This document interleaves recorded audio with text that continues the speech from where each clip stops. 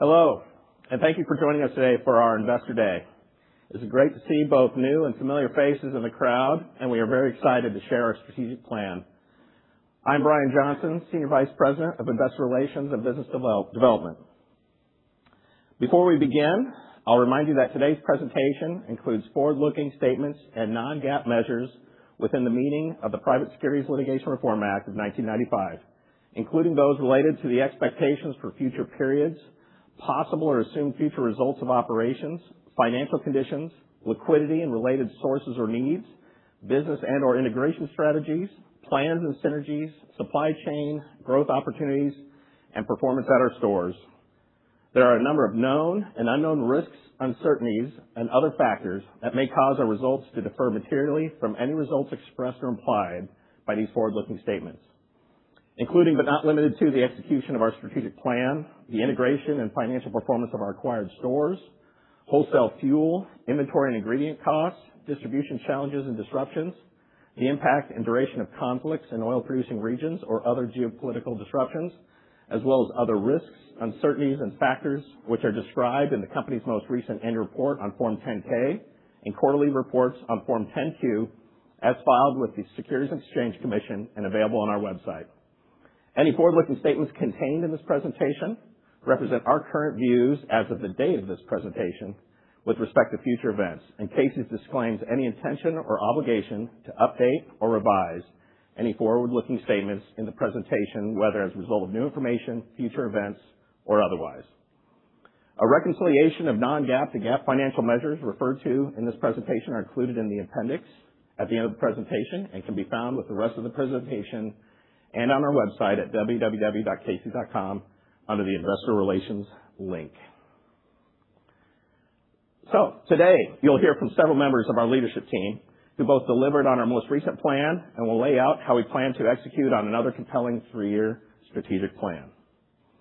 First, we have Darren Rebelez here to speak about Casey's, highlight our most recent 3-year performance, and discuss the evolution of our strategy.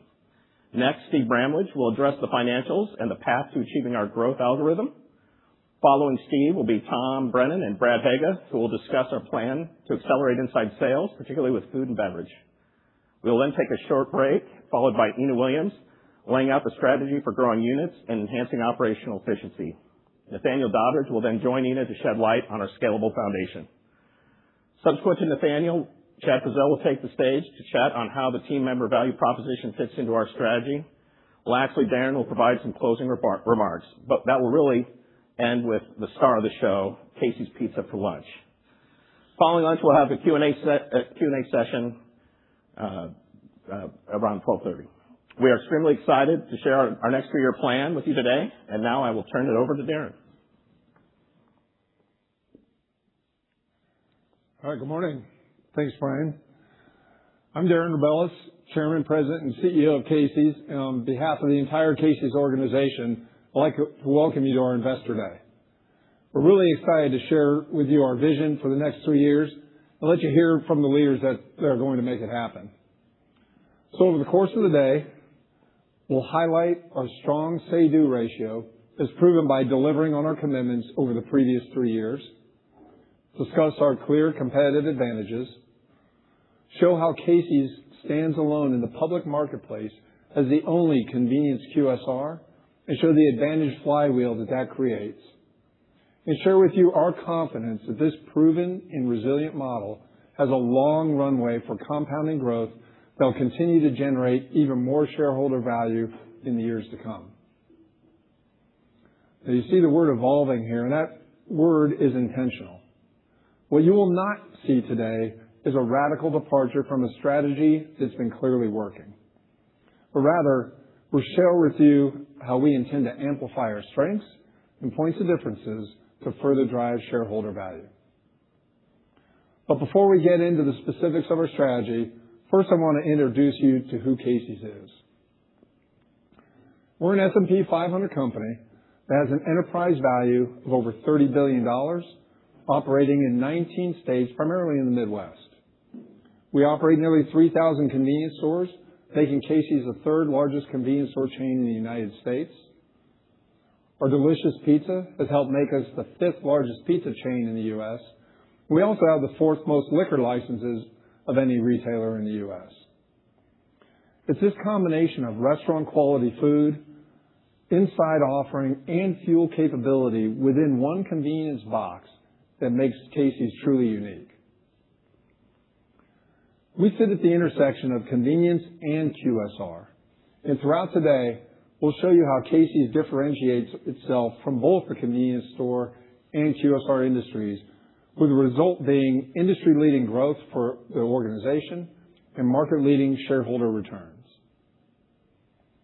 Now, I couldn't be more proud of what we've built and are continuing to build, and we have some unique advantages that set us apart from the convenience and QSR industries.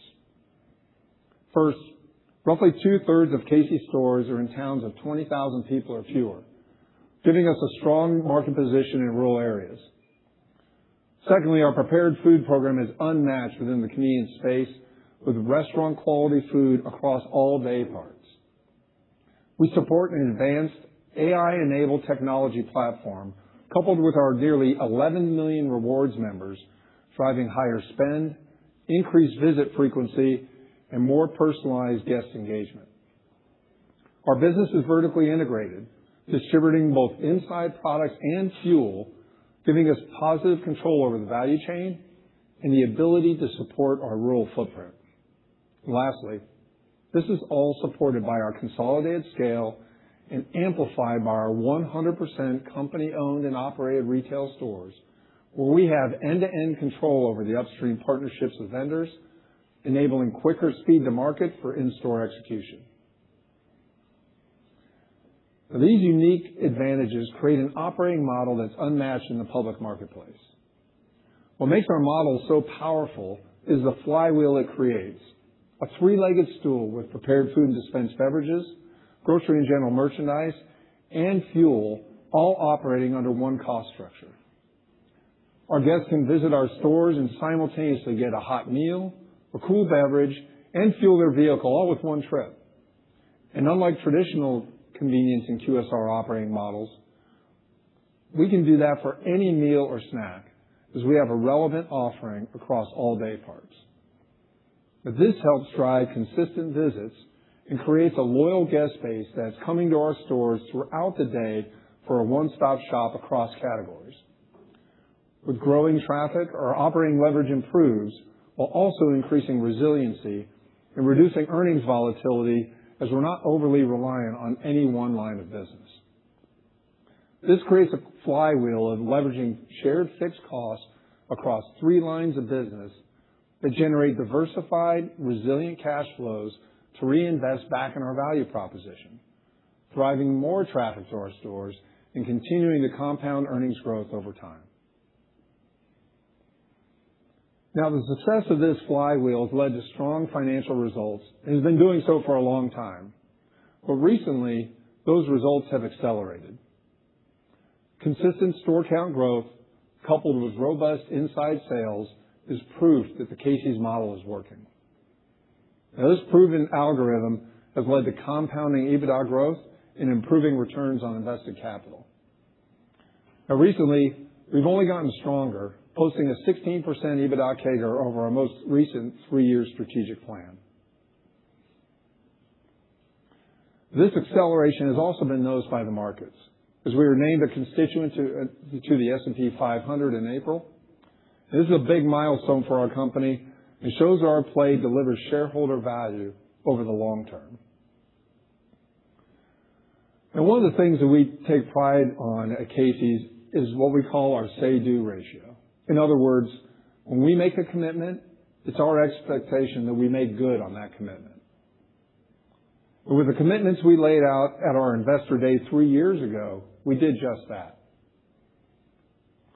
First and foremost, we laid out an ambitious plan to deliver top quintile EBITDA growth of 8 to 10%. And over the 3 years, we delivered a compound annual growth rate of 16%. The guest is at the center of what we do, and we ended the 3-year plan with overall guest satisfaction at an all-time high. We made a commitment to accelerate the food business. Our prepared food and dispensed beverage sales grew at a 10% CAGR, which are standout results relative to public restaurant peers. Now, these results were fueled by growth in Casey's Rewards members, 60% growth in Casey's Reward members, as well as expansion of the Wings and Fries platform to 850 stores. We committed to growing our store count by at least 350 stores.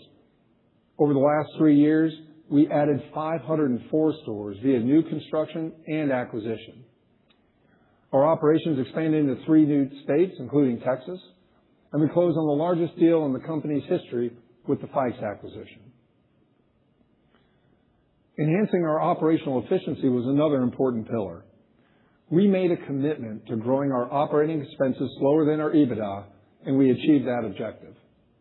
Our operating expenses grew by approximately 600 basis points less than our EBITDA. Now, reducing same-store labor hours through continuous improvement was a major contributor to our efficiency gains, and Ina will review in detail our plans to continue these efforts later today. Our enabling foundation is stronger than ever as we made great strides in leveraging technology, with one example being an AI demand-driven forecasting tool that's helped us reduce distribution center working capital by 33% and improved order fulfillment at our stores. And our robust team member value proposition delivered better, more rewarding experiences, leading to significant reduction in team member turnover, industry-leading overall engagement scores, and a growing talent pipeline that executed more than 23,000 promotions over this time period. Now, look, I'm so proud of what we've accomplished these last 3 years, and the execution by our team has led to some outstanding financial results. Now, Steve's going to get into specific financial goals and outcomes later, but I want to discuss a few key highlights from the last 3 years. At our existing stores, we grew inside same-store sales at industry-leading rates while also expanding our inside margin by 230 basis points.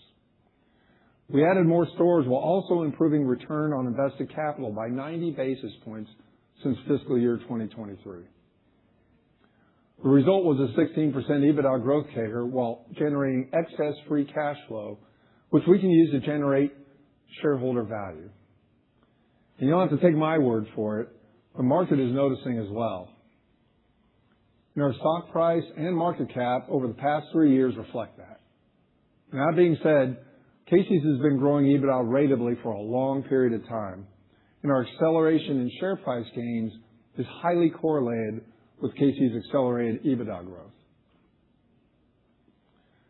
So now I want to shift gears a little bit and spend a few minutes discussing the industries that we operate in. We'll begin with the QSR industry. Franchise-heavy QSR industry has historically been pretty resilient, but has become vulnerable in recent years with operators facing mounting pressures as customer preferences are shifting.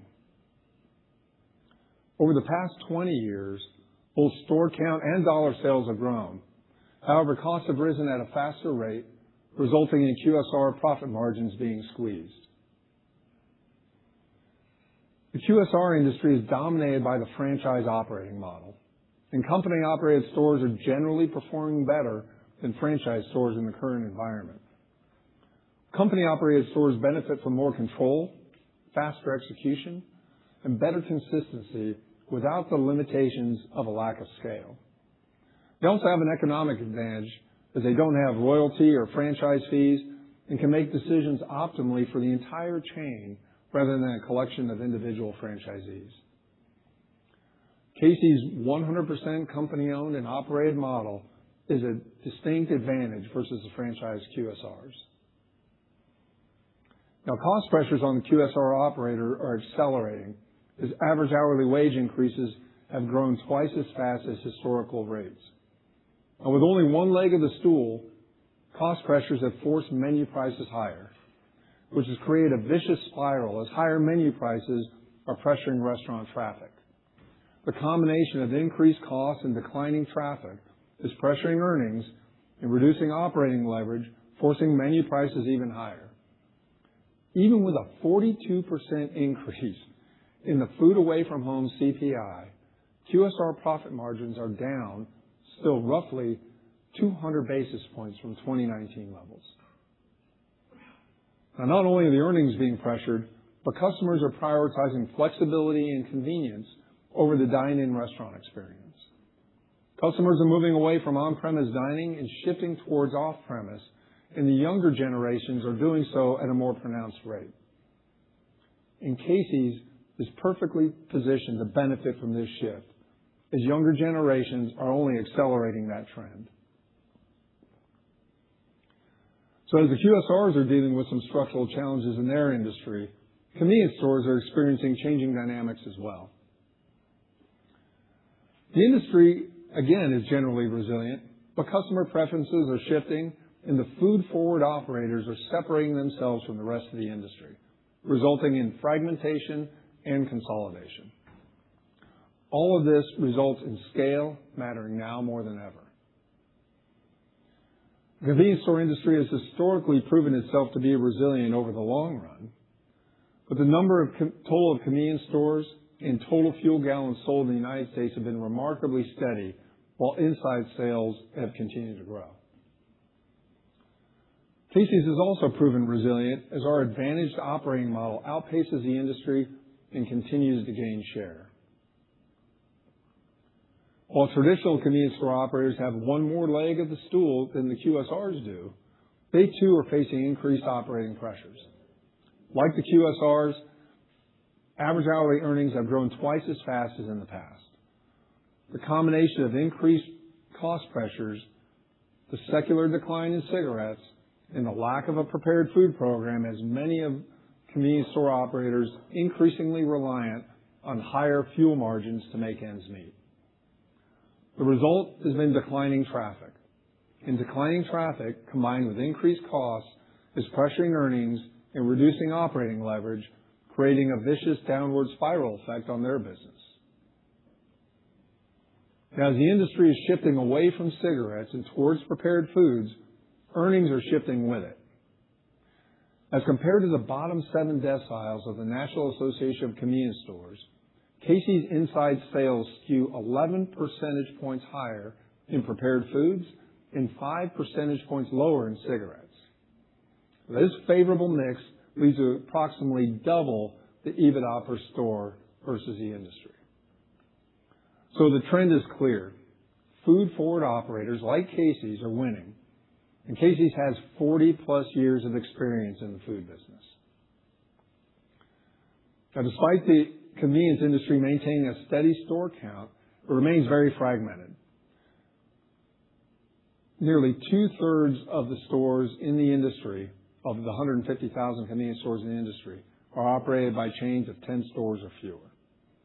As we've discussed, those smaller operators are struggling to keep up with inflation and other costs, and most don't have the scale, technology, or capital to make the necessary investment in food to thrive.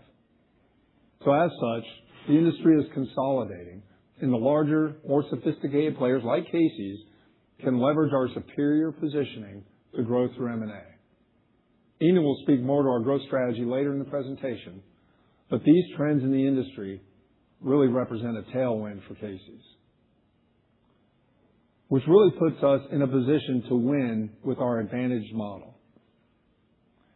We have what we refer to as a unique convenience QSR profile that's differentiated from any public competitor.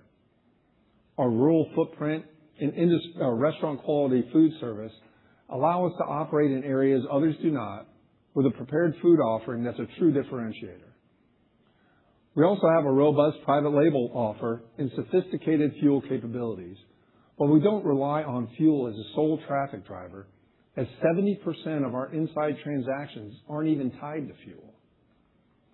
Now, these advantages feed into our convenience QSR flywheel, where our 3 lines of business under one operating cost structure provide maximum optionality to deliver value back to guests and thrive in really any operating environment.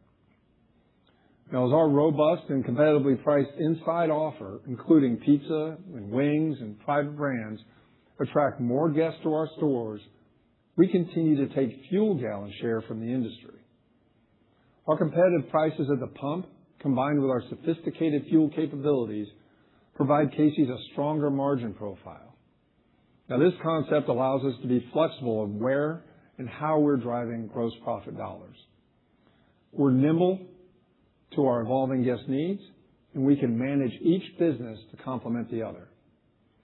And we can do all of this in an efficient manner as we have one cost structure for the entire operation. And by being 100% company-owned and operated, we have the flexibility to make timely decisions that are in the best interest of Casey's, not an individual store or a franchisee. This creates compounding earnings growth, and the flywheel continues to spin. But don't just take my word for it. You can see the flywheel in motion. Since we're not beholden to using menu price as our only lever to offset costs, our prepared foods value proposition is widening. Over the past 3 years, food away from home prices have increased 14%. Over the same period, Casey's has increased the average prepared food selling price by only 5%, while maintaining a strong margin rate. And the result is taking share from the QSR industry. With our high-quality food offering at a strong value, Casey's has driven prepared food and dispensed beverage traffic up 13% over the past 3 years. And we're doing that while the QSR traffic has declined 1% over the same period of time. And those guests that are coming for our food have also filled up at the pump, as our same-store gallons have increased by 2%, while the Mid-Continent OPIS fuel demand has declined by 8% over the same period. And we're not sacrificing fuel margin to do that, because our cents per gallon have been 39 cents or higher each of the past 3 fiscal years. The momentum continues as disciplined investment enhances guest value and operational efficiency. Taking share and maintaining or improving margin has been achieved while also operating the business more efficiently. We're growing EBITDA more than we're growing operating expenses, which is a key component of our algorithm. Our competitive advantages, coupled with our advantaged convenience QSR flywheel, have proven to be successful. As we continue to grow, leverage our scale even further, and press our advantages, we're entering the next 3 years in a position of strength. Our operating model of primarily small rural communities and suburbs with 100% company-owned and operated stores and positive control over the distribution network, combining the best of convenience and QSR at scale, gives us confidence in our ability to meet or exceed our commitments over the next 3-year strategic plan. Now, I love the hand we're holding, and I'm excited to share the plans for the next 3 years. Our goal for the next years will look familiar to many of you, and that's by design. We prioritize ratable, consistent, and industry-leading growth.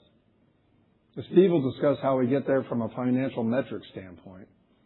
And following Steve, we'll discuss how our unique insights into our guests, a strong enabling foundation, and an excellent team member value proposition will help support our growth drivers, which are, number 1, accelerating the food and beverage business while growing the number of units and continuing to focus on enhancing operational efficiency throughout the organization.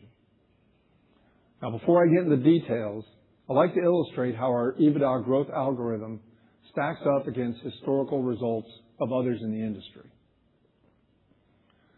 Growing earnings is hard enough, but compounding growth over the short, medium, and long term is rare. Only 20 of the 53 retailers and restaurants in the S&P 500 or 400 grew EBITDA by at least 8% over the past year.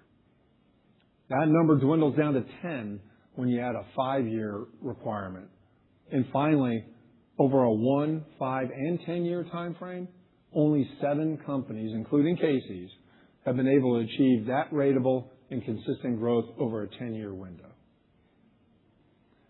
There's very few retailers or restaurants in the S&P 500 or 400 that have achieved that sustained growth that we have over the short, medium, and long term. There are no public companies that are a convenience QSR. Casey's is truly a category of one and a strong investment opportunity. Now I'm going to turn it over to Steve to discuss the financials.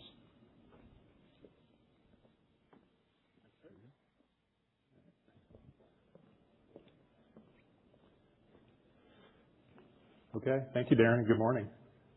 There we go. Today I'm going to discuss our financial expectations and the goals that we have for the next 3 years. And I hope to clearly reaffirm why we feel so confident in our ability to deliver against them. And I'm going to quickly cover 4 topics. First, we're going to revisit our actual results over the past 3 years. We're not aspiring to a performance level that is any different from what the company has already delivered over many, many years.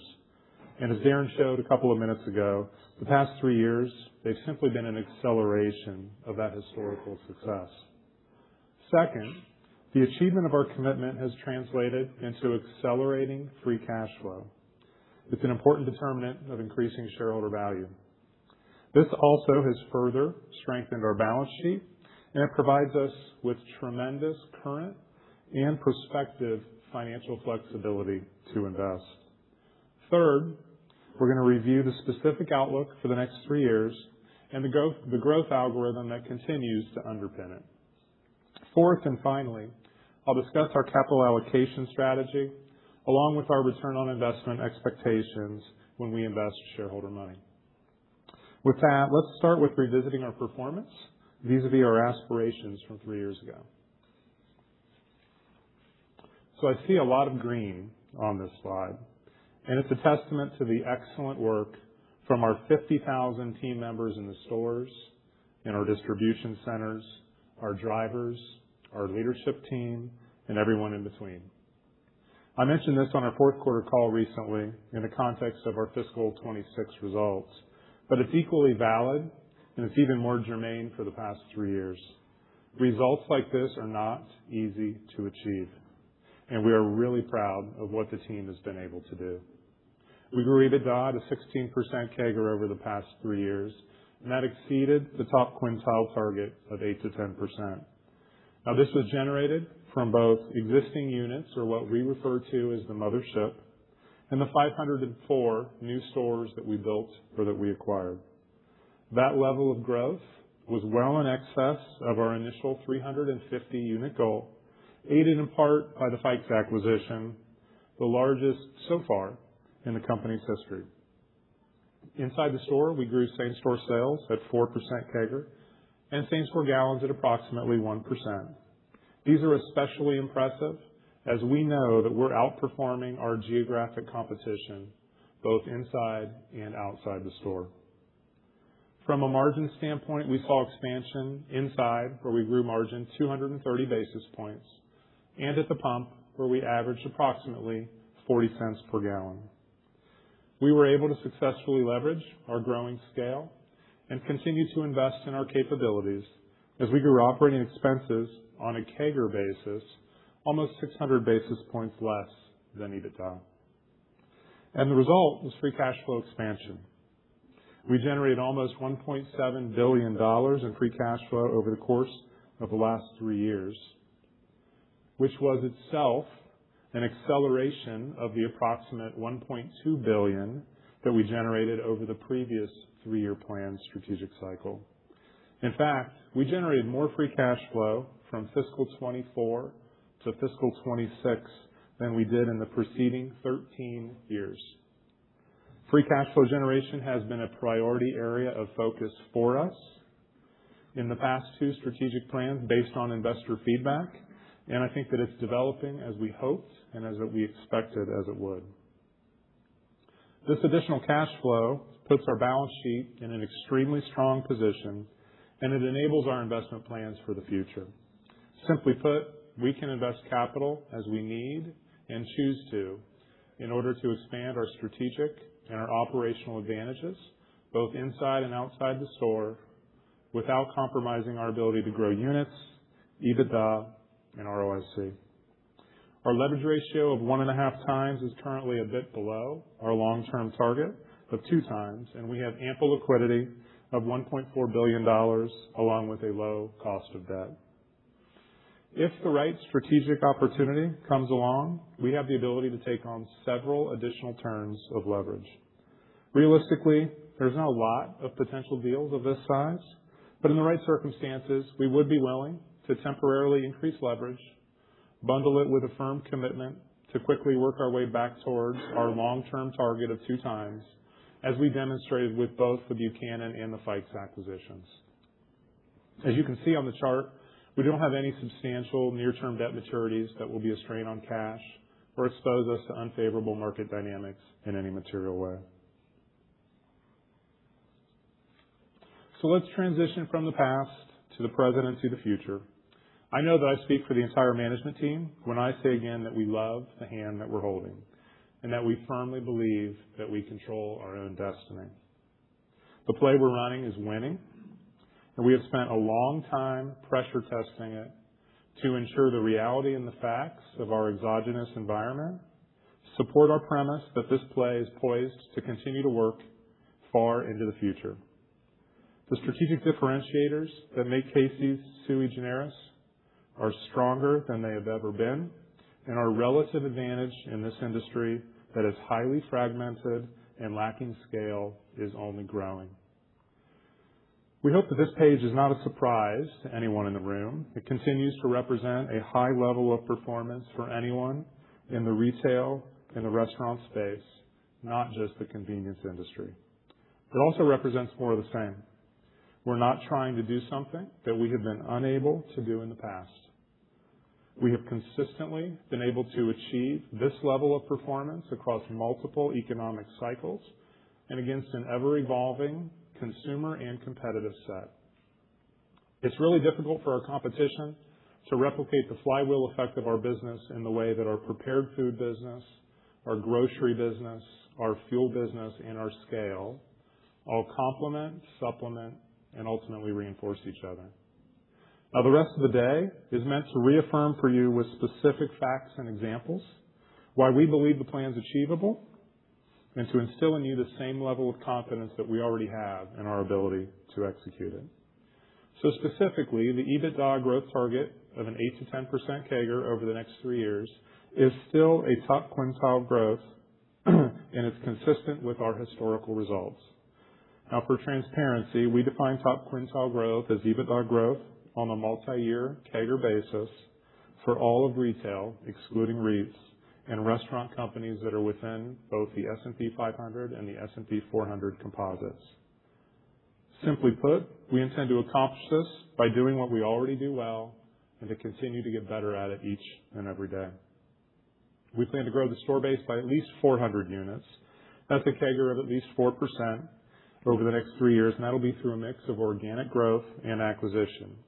Now, please note there are no large deals assumed in this number. We will be able to achieve this growth exclusively with with single store and smaller multi-unit deals combined with new construction. For some perspective on the pipeline, we're currently land banking construction sites for opening in our fiscal 2030 and beyond. Hopefully, we've already demonstrated that we have the balance sheet and the integration experience to take on a larger deal that would help us exceed the goal if the opportunity were right, and financially it would act very similarly to the way Fikes did in our last plan, which was really to serve as icing on the cake for these goals over that 3-year plan. We plan to grow inside same-store sales at a mid-single-digit pace while also modestly expanding inside margin. This will be a combination of prepared food and dispensed beverage growth outpacing grocery and general merchandise growth, mix shift within the grocery and the general merchandise category itself, as well as continuing to leverage our scale and our relationships with vendors to optimize margin. Please note that our goal is not simply to harvest every margin expansion opportunity that we see.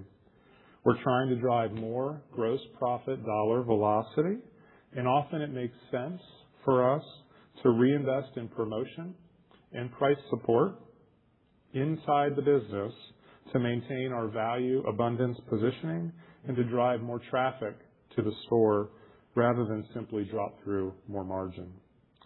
In fuel, we expect to be approximately flat on same-store gallons, which likely will mean that we're continuing to take share in our geography. Similar to FY27, while we do not guide per se to fuel margin, to make the algorithm work, we would expect the plan to average approximately mid-40s cents per gallon. And over the course of the plan, we generally expect for margin to annually grow commensurate with CPI as it has done for many, many years. We have more opportunity in front of us to leverage our scale in the organization and our central capabilities to keep growing operating expenses at a rate that's lower than EBITDA, making the next store a little bit more efficient than the store that came before it. This level of performance should generate free cash flow of approximately $2 billion. Now, just a quick reminder on the two-pronged algorithm that about half of the growth will come from the existing business and the other half will come from the new unit growth we referenced earlier. Over the remainder of the day, Tom, Brad, Ina, Nathaniel, and Chad will lay out the plan on how we will execute it. We've proven over the short, the medium, and the long term that we can ratably grow EBITDA, and we're simply better equipped now than we have ever been to execute this plan over the next 3 years. Everyone in Casey's leadership team is keenly aware of our role as a steward of the legacy, the culture, the communities, the guests, and the team members that those who preceded us have left to us. We're also stewards of shareholder money. The easiest way for me to describe capital allocation at Casey's is as stops on a bus. The first stop is always to reinvest into EBITDA and ROIC accretive growth via new store construction and M&A.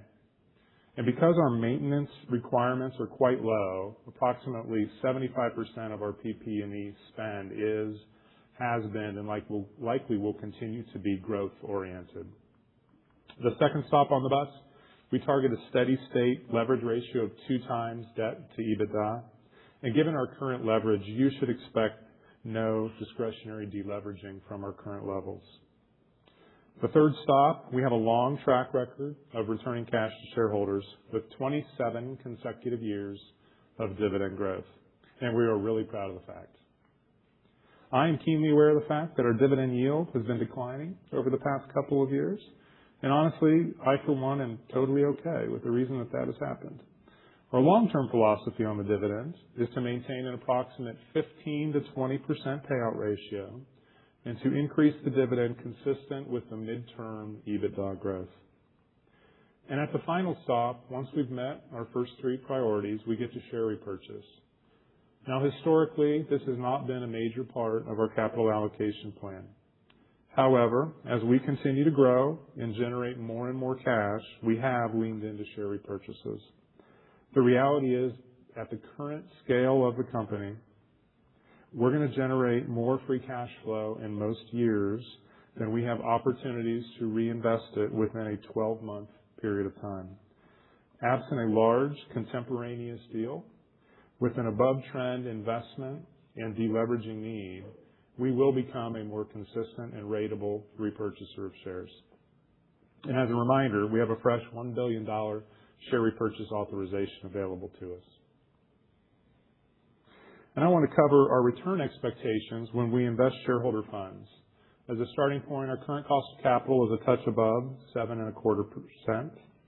For the fiscal year of 2026, we had an ROIC of 12.7%, which is a 90 basis point expansion from our fiscal 2023, and it represented our highest level since 2018.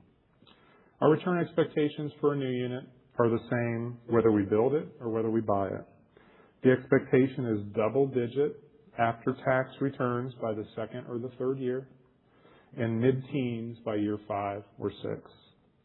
Mature markets tend to be on the early end, and new markets a little bit later in that range. The difference is primarily a function of how quickly in new markets our prepared food takes off. Think of buying pizza from a gas station relative to our core markets. And finally, I'd point out that our long-term incentive plans are fully aligned with EBITDA growth, ROIC improvement, and TSR as the 3 performance metrics that determine our payouts. I, for one, am proud of the success we've had both in growing the company and improving returns at the same time over the past several 3-year cycles. Now, as I wrap up, I want to leave you with a couple of key points. First, the ultimate expectation is the same as it's been, to continue delivering top quintile EBITDA growth of 8 to 10%.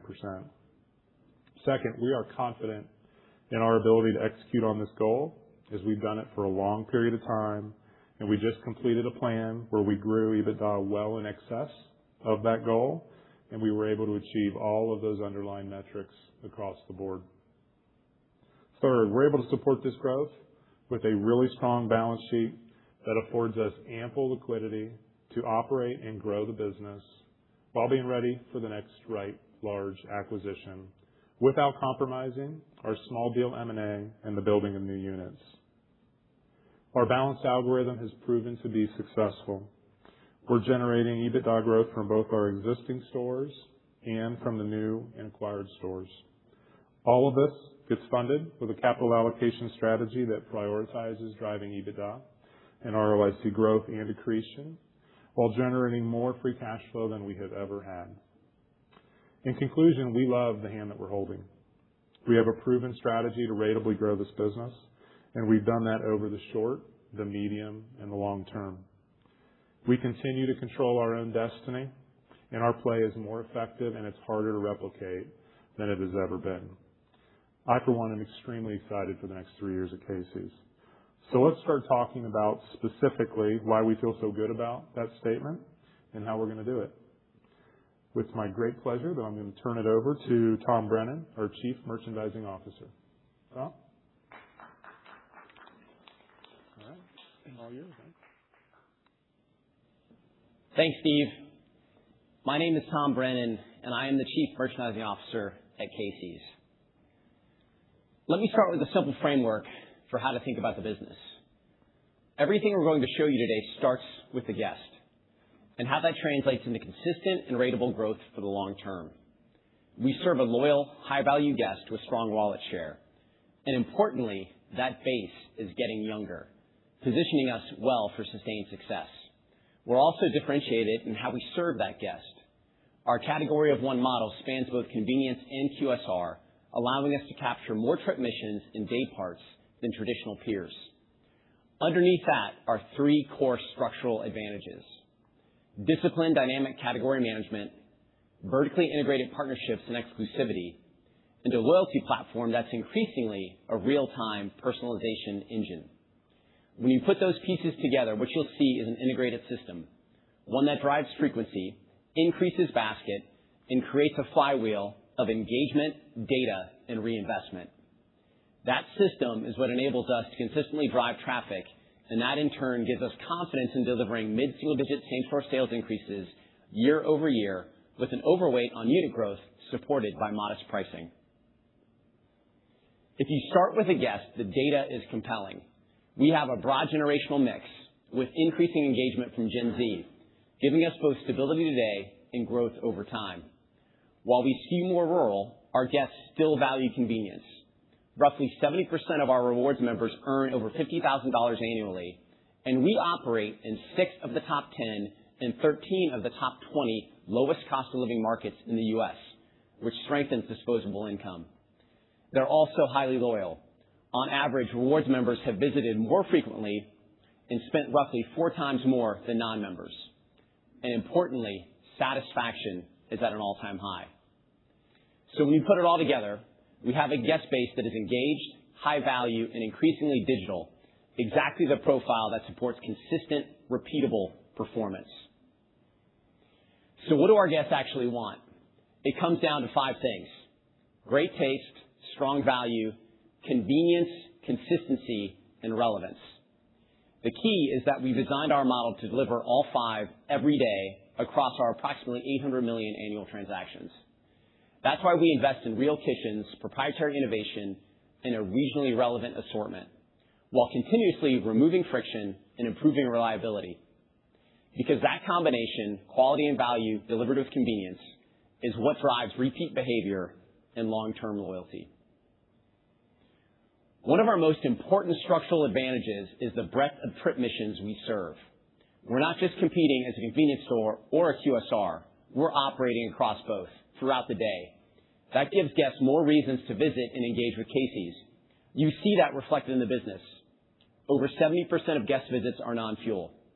Dinner is a meaningful and growing day part, and on-trend categories like energy drinks continue to grow at a strong pace. The result is a structurally advantaged model with more ways to win across day parts and more opportunities to drive trips. The way we manage categories is a key driver of how we translate demand into returns. Every category has a defined role, whether it's driving traffic, building baskets, enhancing margins, or creating future growth optionality. That directly informs how we allocate space, capital, and marketing investment across the business. What this enables is a more dynamic model where we can scale winning categories faster, exit underperformers more decisively, and continuously improve returns on invested capital. The result is an assortment that stays aligned with the evolving guest demand and a system that drives stronger performance over time, both foundational elements for ratable, mid-single-digit same-store sales growth. A great example of that framework in action is the energy drink category. I like to say the growth of energy drinks defies gravity, and we've responded by expanding cold vault space to support that increasing velocity. The speed at which we can adapt to changing categories is one of the big structural advantages of being 100% company-owned and operated. Giving more oxygen to a growing category in the form of additional facings translated directly into results, helping to drive mid-teens growth in both sales and units over a 3-year period, truly gravity-defying. It's a good proof point of how we operate. We identify where the guest is moving, and we reallocate space and capital quickly to capture that opportunity. Another key traffic lever is being early and exclusive on new high-quality product launches. Our scale, strong vendor partnerships, and vertically integrated model allow us to bring differentiated products to market quickly and with meaningful impact. These launches are highly incremental for both Casey's and our partners, capturing guest attention and driving engagement at the shelf. For example, during our lead market launch of Monster's Ultra Red, White, and Blue Raz, 28% of purchasers were new to the energy drink category at Casey's. Clear evidence of incremental trial. This isn't about shifting share. It's about driving new trips and expanding our guest base. Underpinning all of this is a highly integrated marketing engine. We operate seamlessly across social, loyalty, paid media, digital merchandising, and our own channels. This isn't a set of disconnected functions. It's one coordinated system designed to acquire new guests, engage them across touch points, and ultimately drive them back into the Casey's ecosystem. That level of integration is a real differentiator for us and a key driver of sustained traffic and engagement. And importantly, this creates a powerful flywheel. We invest in digital capabilities and personalization, thereby driving higher loyalty participation. That, in turn, increases transactions and engagement, which generates more data and unlocks new monetization opportunities. We then reinvest those gains back into the system, further strengthening the cycle. This flywheel is a key driver of our ability to deliver repeatable long-term growth. A critical enabler of that flywheel is our investment in the digital experience. We've rebuilt both the app and web platforms, giving us the ability to personalize at scale and accelerate our speed to market. From here, the focus is on continuing to simplify the guest experience, expanding rewards functionality, and ensuring our back-end infrastructure can support continued growth. So this is both a near-term growth driver and a long-term capability unlock for the business. Where this really comes to life is in personalization. We're now dynamically segmenting guests and engaging them in real time across their life cycle. That allows us to drive frequency with active guests, prevent churn, and reactivate lapsed users. And importantly, we're doing this in a highly automated, scalable way.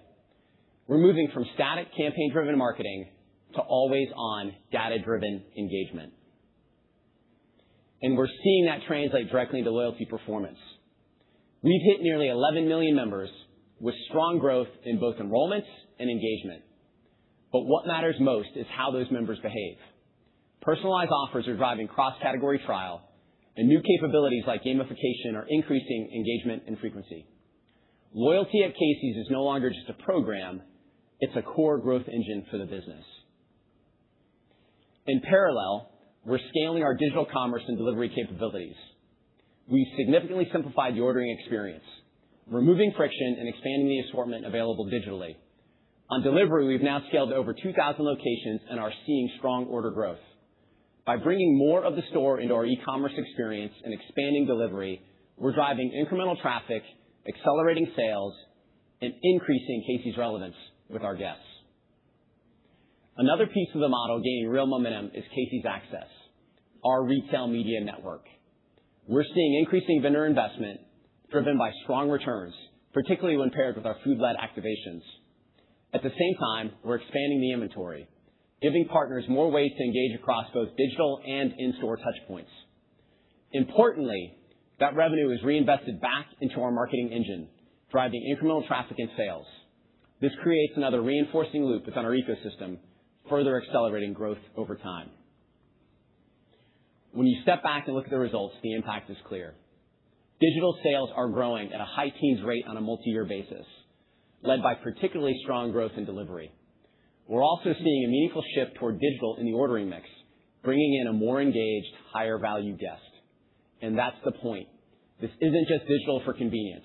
It's digital as a driver of frequency, basket growth, and long-term compounding. From a broader perspective, what you've seen is a guest-led model where demand is broad and growing.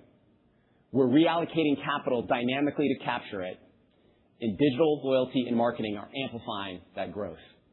Put together, this creates a reinforcing system that drives traffic, frequency, and basket over time in a ratable, repeatable fashion. From that foundation, we will transition next to Brad Haga, who will share how Casey's will accelerate food and beverage growth as part of this next 3-year plan.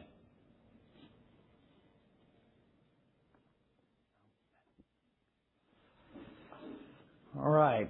Thanks, Tom. My name is Brad Haga, Senior Vice President of Prepared Food and Dispensed Beverages here at Casey's. As you just heard, we start everything with a guest, especially when it comes to our prepared food platform, the first key pillar of our strategy map we'll talk about today. Today, we're going to cover the following ground. First, we've been serving pizza for a long time, and our innovation in pizza continues to pay dividends. Secondly, our goal is to make everything we do as good as the pizza. We'll also talk about winning another occasion with our wings platform. And finally, leveraging our proprietary food expertise to drive our private brand platform. Casey serves many needs for our guests, as you saw on the mission trip scorecard that Tom shared. We think about our menu the same way, whether it's starting your day, grabbing a quick lunch, a fill-in trip, or a family dinner. We have built a menu that serves occasions throughout all day parts for our guests. Now, we put a lot of effort into the rest of the menu, but make no mistake, the crown jewel is pizza, roughly half of our revenue in prepared food.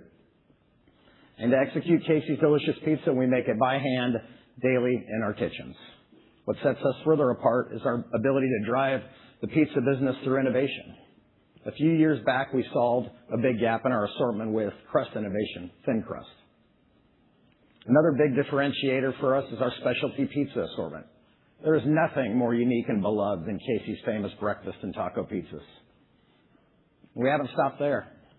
Within the past year, we've added 4 new everyday specialty pizzas and delivered a steady stream of exciting limited time offers. If you're in the room today, you're going to get to try some of our new specialty pizzas for lunch. One is a past Casey's favorite that our guests begged us to bring back. So we improved it and brought back our bacon cheeseburger pizza for this summer in celebration of America's 250th birthday. Quality and abundance are king for us, but we don't stop there when it comes to giving back to our guests. Each Saturday through the college football season last year, we offered our guests 40% off any whole pie. This effort drove 40% unit growth on our whole pie business on Saturdays, which also helped us to drive double-digit unit growth across the entire system for the whole fiscal year. That's winning in pizza. And to make sure that volume comes consistently delivering pizza that is Casey's great every time, as of today, we have pizza certified 15,000 of our team members to ensure our guests always get the best pizza from us. Now, we are winning in prepared foods where the pizza QSR industry is struggling. We've accelerated growth over the past year, growing our prepared food business 16% over the 3-year period. That growth has shown up across our markets as well. 60% of our stores reside in DMAs where we own number 1 pizza market share position. Even better, 40% of our stores grew pizza units north of 10% this past fiscal year. Now let's dig into the rest of the menu. Our hot sandwich business has been on fire. We have put a tremendous amount of energy into our breakfast and lunch sandwich quality improvements and innovation over the past 3 years. Incredible numbers. We have grown sandwich sales by 26% annually. Our bakery business also has shown aggressive growth, growing 8% per year since our last Investor Day. Once again, product innovation and building a more premium offer has delivered with a new delicious cookie program that features amazing collaborations with big brands like Reese's, Snickers, and Hershey's. Another area that we've placed a ton of effort has been in our dispensed beverage platform. In just a few short years, we have launched our new coffee brand, Darn Good Coffee, and more recently, we now have our own frozen carbonated beverage brand, Frostbite by Casey's. We leverage our dispensed beverage businesses to drive traffic to our stores, and this summer, you can get any fountain or Frostbite for 89 cents. And when you're in Casey's country, our Frostbite beverages are always free on Frostbite Fridays. As you've heard, we've been very busy driving quality improvements across our existing assortment and developing new and exciting products and programs. The real key to our success is how we sustain growth quarter over quarter, year over year. Let's take a look at a short video that will give you some insight into how we get things done, from aligning on an opportunity all the way to commercializing and scaling across our stores. Let's take a look. In the communities in which we operate, our guests count on Casey's to be there for them every day. 40 years ago, Casey's became the pizza place. We were really looking for another occasion to build off the success of pizza. Chicken is the fastest growing QSR segment. It's a $50 billion market. That is a large place for us to play. Wings became the next opportunity because guests are looking for chicken. We want to go where the guests want to go. If we can deliver a delicious wing that a guest craves, that travels well, and we can consistently execute it in a store, we can win. They're tasty. They're good. The innovation process is just a simple and repeatable process. It really focuses on 4 main stages: opportunity, design and build, test and learn, and scale. We take every product through this process, whether it's an LTO or a large-scale platform like wings. There's an entire team of R&D food scientists and chefs behind every product that launches at Casey's. My team got to work in the kitchen. With wings, we had multiple iterations. We looked at over 30 different types of sauces and 10 plus types of wings. Casey's can't do it alone. We have tremendous external supplier partners that help us anywhere from ingredients to packaging. As we started to build out wings, guests told us they wanted something with it. It was clear from our guest feedback that they wanted fries and homemade ranch as a side. Great ranch is key to wings and fries. We knew it was a non-negotiable that we had to make buttermilk ranch in our kitchens every day. At Casey's, we have a very high expectation of ourselves. We don't scale anything until we've proven it works with real stores, real kitchens, real team members for real guests. When we nailed the final iteration on wings, that first bite was delicious, and we were really excited to get it in front of our guests. When we scale platforms at Casey's, we have to ensure that it works not just for one store, but for thousands across our chain. The most exciting feedback from team members is to hear them appreciate how easy the builds are. Guests have had really positive feedback. They love the variety of flavors that we offer, and it's just been really great. The success of the Wings platform showed us that we really have a solid foundation for future platforms. Wings just won us an occasion. Now we're working on what's next. All right. So A little peek under the tent, covering some of the why and the how we went after the wing opportunity. Our approach with wings was to create a wing program that rivaled best-in-class wing purveyors. We don't want to just participate, we want to win with wings. I know there have been a lot of questions about our plan to expand sauce wings and how are we going to do it, so here you go. As of now, we have scaled the program across our Ankeny DC, about 850 stores. This fiscal year, we will roll the program to markets served by our Terre Haute DC, as well as our CEFCO acquired sites. The following year, we will scale to the rest of the system, so essentially from here on out, we'd be fully scaled in the next 24 months. A few other nuggets on wings so far at Casey's. Half our stores do not have a formalized large-scale pizza or wing competitor within 5 miles. Secondly, for our wing-only basket guests, order frequency has grown by 30% since the initial trial.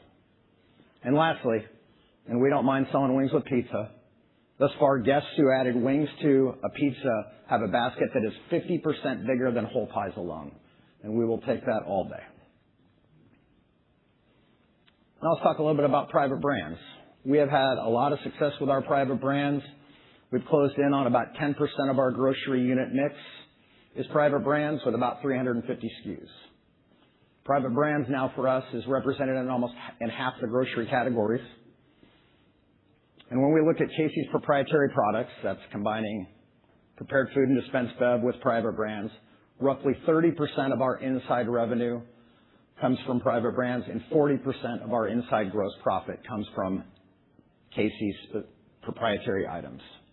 And we really see a bright future ahead for these items that truly differentiate Casey's. We're now leveraging all of our culinary resources and business process to optimize the Casey's private brand program. What you saw in the wing video will be applied to private brand program development from here on out. And there's 3 areas of focus. We're going to start with the products themselves to ensure they stand tall from a quality and taste perspective. We will be looking at the value proposition to drive more volume to our products in a time where guests are looking for more value. And finally, we're working to ensure we have the right brand design framework to enable us to drive and build sustainable growth with our private brand platform. In summary, we are taking share versus QSRs.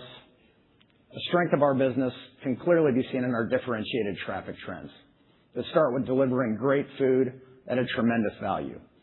Away from home CPI would suggest we've taken far less retail than the QSR industry. Passing more value to our Casey's guests has helped us grow prepared food and dispensed beverage 16% on a same-store basis over the past 3 years. While the QSR marketplace has seen continued pressure, we plan to continue to focus on delivering more value for our guests. Driving prepared foods is something that clearly QSRs and most convenience stores see as an important strategic initiative, but doing food well is hard. We have structural strategic advantages when it comes to winning with food. Starting with, Darren talked about it, we've been doing this for 40 years. That's a lot of reps. Making great food is not foreign to us. Our stage gate product development process and culinary expertise is not different than what you'd see in a sophisticated restaurant chain. And I can tell you our pantry is full. We have 60 items in the pantry that we will launch over the next 24 months. Essentially, with food, 2 years of our next 3-year strategic plan is in the hopper already. Another advantage, controlling the supply chain. Casey's resources, it's our warehouses, our trucks, our drivers, making sure the stores get what they need. And maybe most importantly, it's just a restaurant mindset that shows up in our kitchens each and every day where our guests can enjoy handmade pizza throughout the footprint. When you put all this together in a mixing bowl, you get a formula that is very difficult to copy, and that's why we would expect the gap between Casey's and whomever is across the street to widen. Thank you very much for your time today. Let's take a quick break. We'll come back with Ina Williams chatting about another key pillar of our strategic plan, growing units. All right, folks, welcome back. Oh, it got quiet really fast. My name is Ina Williams, and I'm the COO at Casey's. Growing the number of units is a key pillar in our strategy. As Steve mentioned earlier, we are planning to build or buy at least 400 stores over the next 3 years, and I'm excited to share with you our plan to get there. For our time together today, I'll start with our long track record of ratable growth and our effective dual engine approach to adding stores. I'll then discuss specifically how we use our ability to both build and buy to deliver consistent unit growth with strong returns. Then, I will talk about our ample white space opportunity and the tools we put in place to increase our options to grow. Through our two-pronged approach of combining acquisitions and new store development, we are able to deliver consistent, disciplined, and ratable growth. During our most recent 3-year plan, we built or acquired more than 500 stores, including the largest acquisition in our history. We complemented acquisition activity with new store construction, while at the same time building a robust land bank to ensure long-term flexibility. As I previously stated, looking ahead to our next 3-year plan, we expect to add at least 400 units through a balanced mix of acquisitions and organic growth, each of which delivers a unique value proposition. M&A provides an attractive, ratable path to value creation through multiple arbitrage and a lower total investment. On average, an acquired store costs about $1 million less than a new build. And we are also able to maintain the same return requirements as building a new store. The highly fragmented convenience store industry, made up mostly of independent operators, creates attractive opportunities for Casey's. Acquisitions generate meaningful value through synergy capture, with even higher realization on single store and small deal transactions. These synergies are driven by Casey's prepared and proprietary food offering, our self-distribution model, and our ability to leverage scale. Here's an example of a single store acquisition we made back in August of 2023. Walnut is a town of around 1,500 people in rural Illinois, and we were able to acquire the store and remodel it to a Casey's for less than it would have cost to build a new store. It is worth mentioning that the seller built this store because he wanted a quality C-store in his town, and he was now ready to retire and focus on his family's farm. While it doesn't always work this way, it's nice when Casey's can be the retirement plan for a member of the community we are entering. After we completed our remodel, the store saw fuel gallons grow about 10% and inside sales jumped 75% as we added Casey's prepared foods and center store offerings.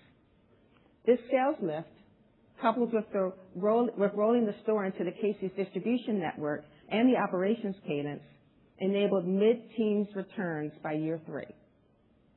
This type of M&A transaction is ingrained in Casey's DNA, and we are highly confident in executing ratable growth over the next 3 years, both by executing on transactions like Walnut, Illinois, and by building new stores.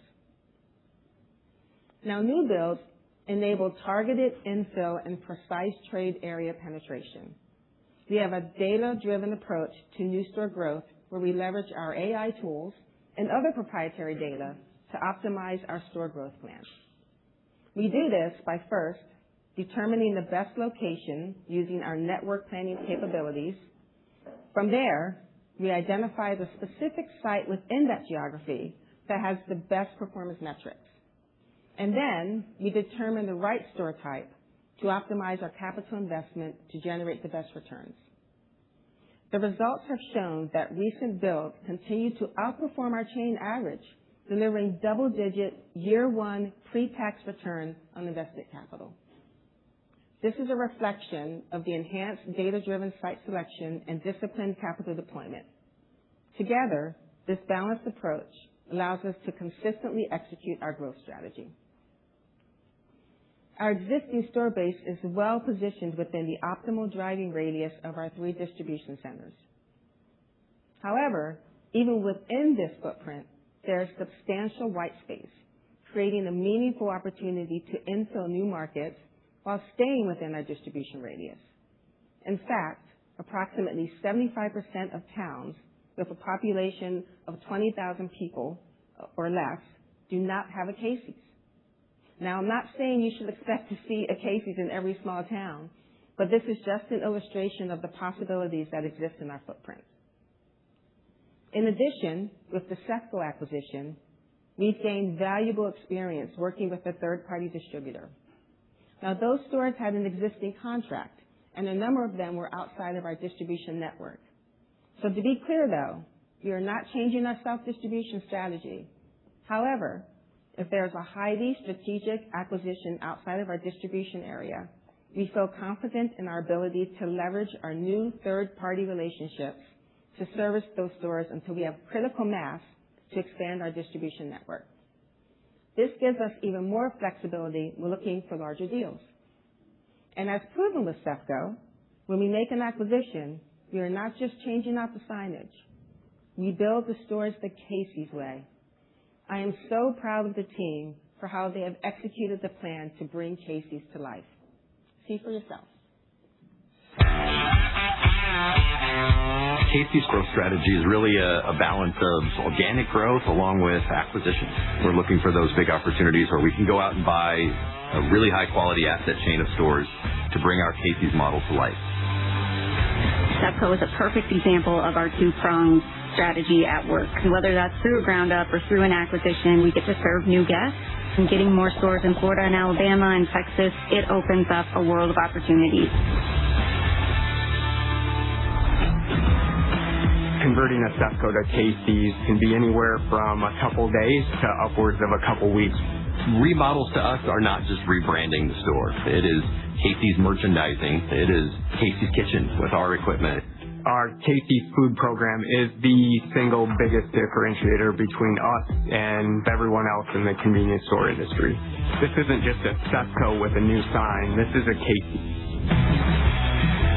Is this your first time at a Casey's? My first time, yeah. First time ever, actually. You said you're coming in for pizza, but you've never had it before. No, I've never had the Casey's pizza before. You want to give it a try? Yeah, for sure. I did not expect it to taste as good. This is better than New York pizza you find downtown. Wow. Really good. Actually has a lot of flavor, too. I love all of the pizza here. I was completely expecting the normal gas station pizza, and I got blown away by the taste. How are the people who are working here? What's your experience? They're amazing. They're friendly. They're warm, welcoming. Pizza's good. Food's good. Hospitality's great. We're not just growing store count, we are bringing the full Casey's experience to new communities. CEFCO was a really great acquisition for us. We have proven we can buy a large set of stores all at the same time and have a path forward to turning them into a Casey's.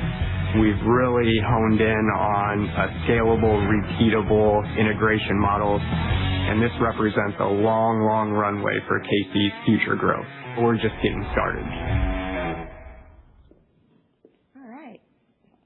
So now when we add new units into the Casey's store base, whether built or bought, we need to operate them efficiently. So next, I will discuss some of our successes from the last 3 years with continuous improvement, talk about expanding this approach from our store team members to the entire enterprise, and how we will streamline our kitchen operations in the process. Over the past 3 years, we deliberately focused our continuous improvement efforts where we could drive the greatest impact, our stores. Roughly half of our total operating expenses are at the store level. The approach was straightforward but disciplined. The goal was to simplify operations, remove unnecessary complexity, and enable our store teams to operate more efficiently. The financial goal was to grow operating expenses slower than EBITDA. During this time period, we implemented roughly 50 process improvements to reduce or eliminate non-value-added complexity within the store. Here are a few examples. We introduced the Smart Safe process, saving the store manager upwards of 2 hours a day closing the books. We added label makers in the kitchens to produce labels on demand, eliminating the need for rolls and rolls of item-specific labels taking up space in our stores and our warehouses.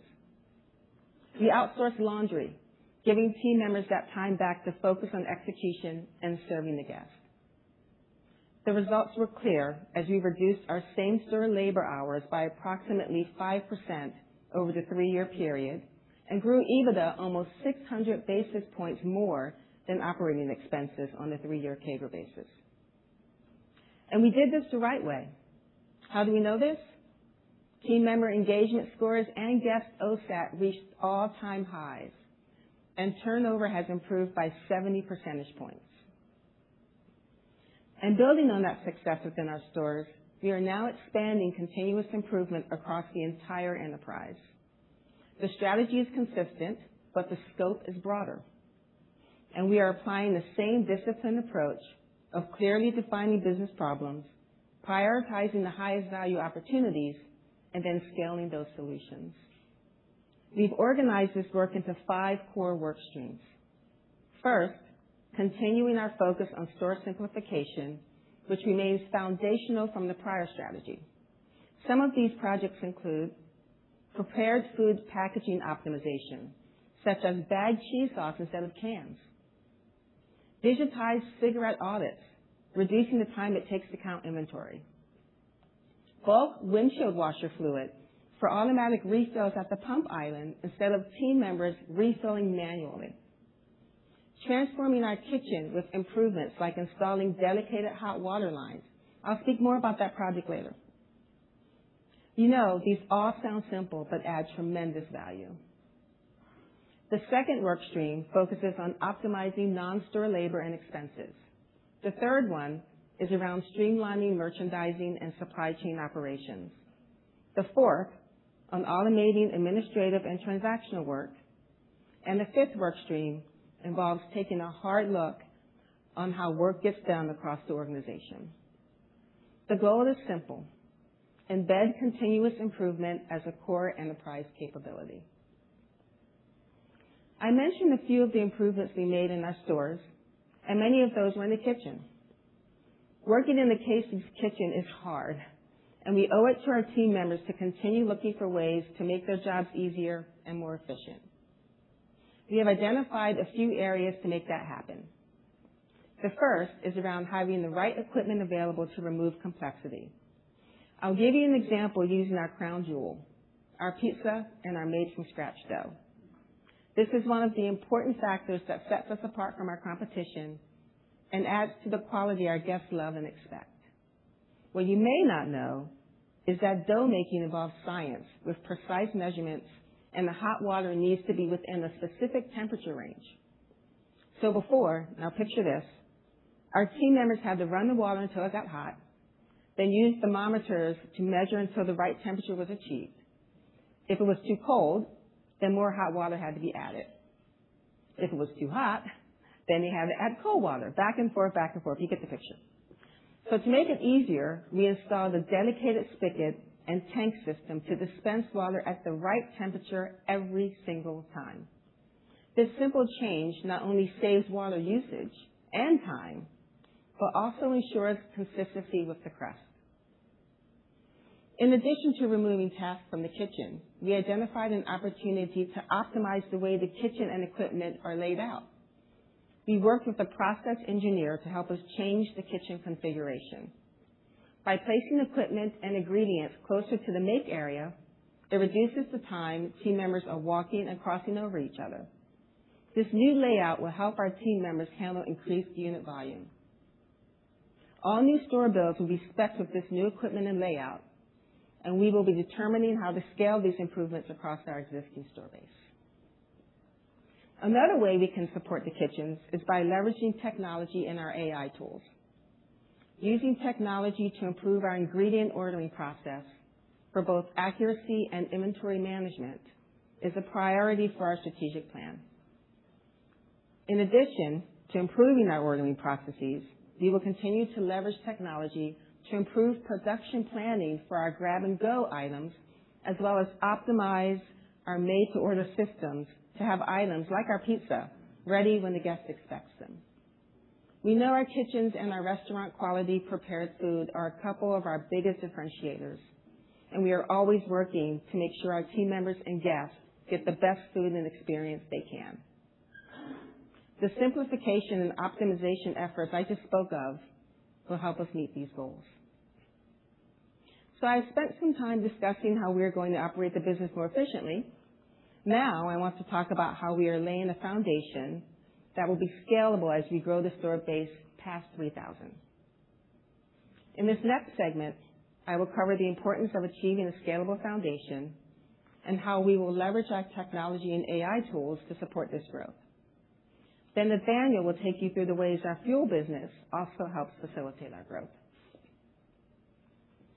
Our prior 3-year strategy was primarily about building a foundation, centralizing capabilities, modernizing systems, and creating the infrastructure needed to support growth.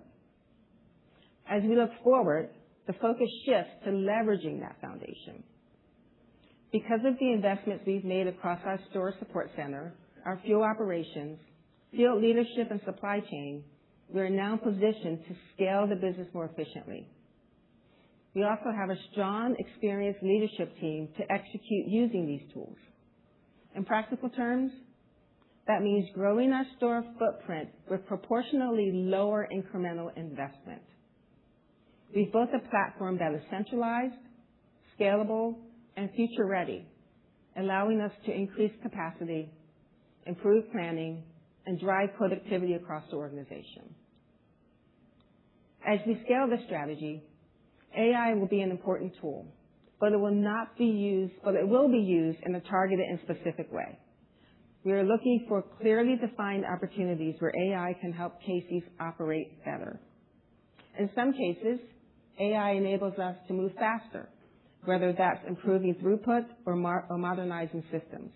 In others, it helps us solve problems more effectively by identifying root causes or removing friction. The key point is discipline. AI is a tool that supports continuous improvement. It's not a substitute for it. We have already identified successful use cases. Earlier, Tom discussed our hyper-personalized guest experience. I talked about how we're using AI in our real estate selection process. And later, Nathaniel will discuss how we are optimizing fuel. But now, I want to highlight 2 other examples in which we have found success using AI. This first case study shows how we identified an opportunity to improve our demand forecasting and planning. We implemented Relex as our inventory management and demand forecasting solution to stand up a fully integrated process as opposed to the fragmented manual model we had before. We had several goals when we started this journey, from improving store in-stock levels to simplifying the store ordering process, with the goal of reducing working capital in our distribution centers and increasing capacity. The results have been significant. A 550 basis point improvement in merchandise availability, a 94% reduction in manual order adjustments, a 33% reduction in warehouse inventory dollars, an increase of DC capacity by about 300 stores, and a 4% decrease in average order size. So to date, we focused on general merchandise and grocery that is delivered to our stores through our distribution centers. And our next steps are to extend these capabilities further to include prepared foods, kitchen ingredient forecasting, direct store delivery vendors, and third-party distribution partners. This is a great example of how scalable systems combined with continuous improvement create both immediate results and long-term value. This next example highlights how our field leadership team found value using AI-enabled tools as well. Now, I will take you through a day in the life of a Casey's district manager who has on average 12 stores in his or her territory. So previously, our district managers took almost a full day to pull reports and gather data from various sources in order to identify opportunities to address. This work informed the district manager where to spend their time and how to map out the week ahead. Through our store insights capability, we can now automatically generate weekly summaries of key performance metrics across all their locations. Not only does this new tool eliminate the need for field leaders to manually pull data from multiple reports, it gives them time back to spend in stores, coaching and developing store managers, and creating action plans alongside store leadership to close gaps. This is a game changer for our field team. Another clear example of how AI, when applied thoughtfully, can enhance productivity, improve decision-making, and reinforce operational discipline. I'll now welcome Nathaniel to the stage to discuss our expansive fuel capabilities. Nathaniel?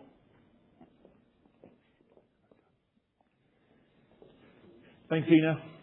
My name is Nathaniel Doddridge. I'm the Senior Vice President of Fuels at Casey's.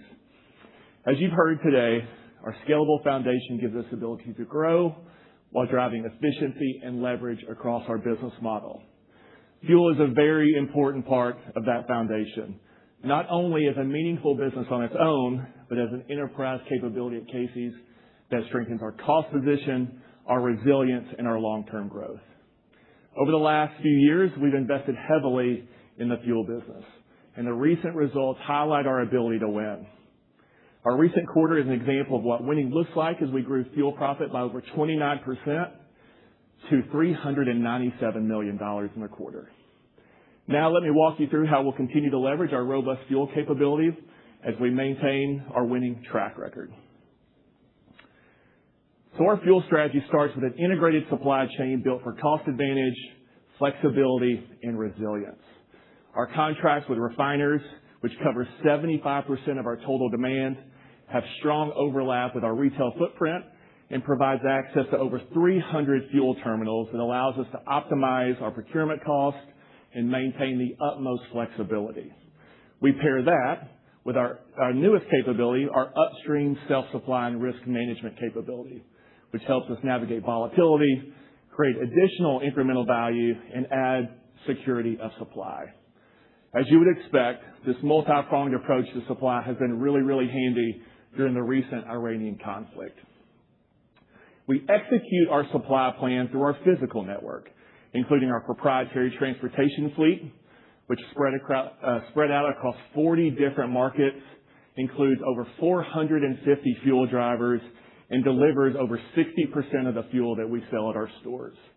We also have our growing terminal access, which includes our company-owned, company-operated fuel terminal in Waco, Texas, which gives us direct control over our delivery economics, keeping our buying benchmark below OPIS.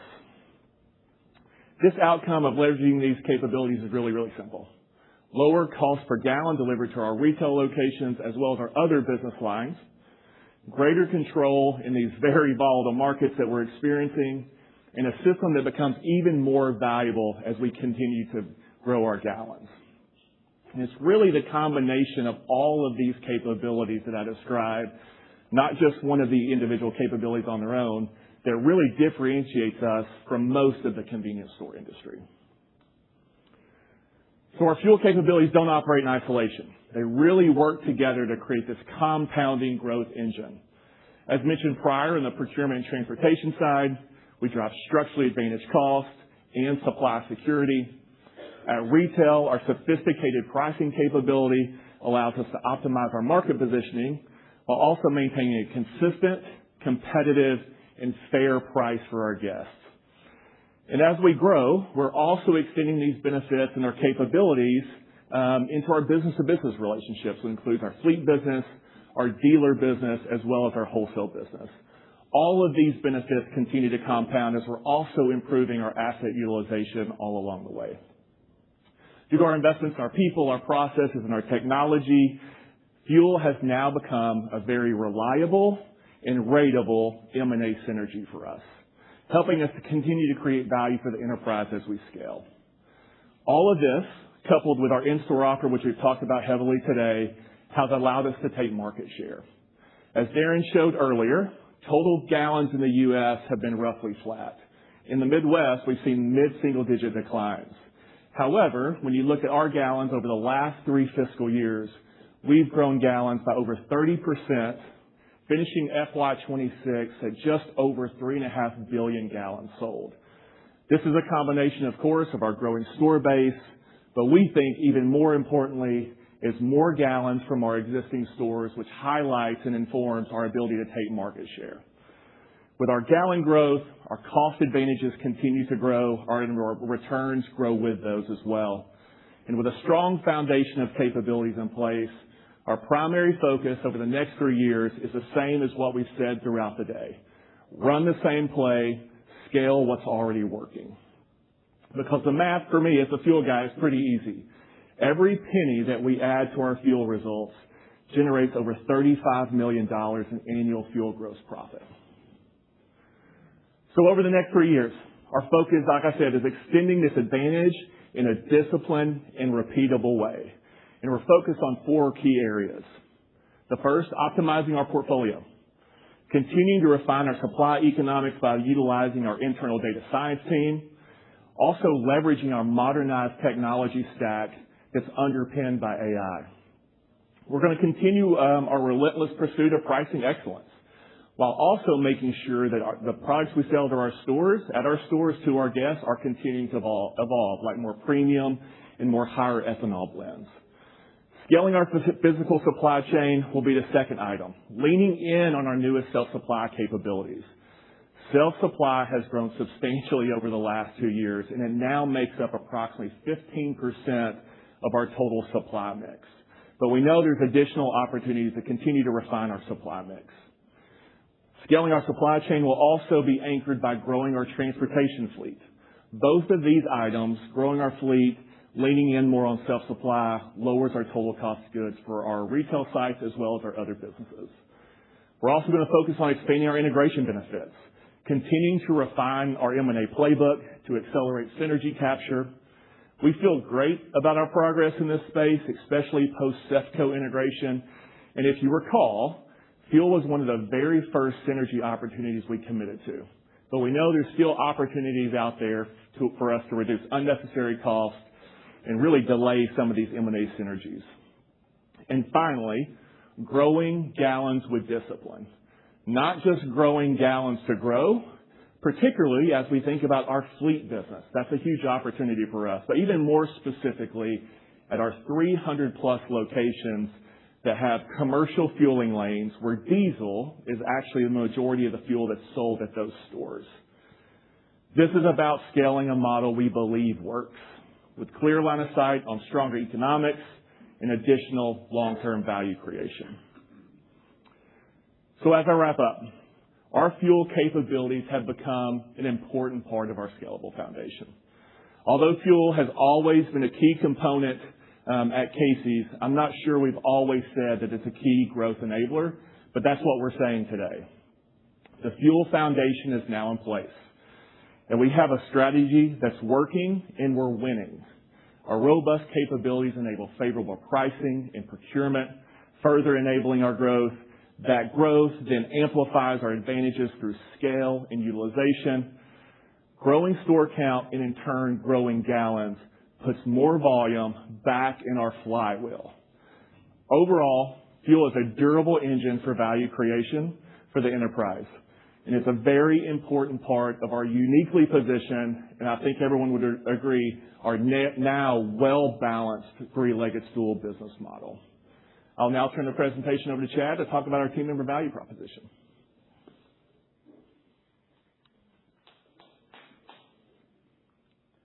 Thanks, Nathaniel, and good morning. My name is Chad Brazel, Chief Human Resources Officer.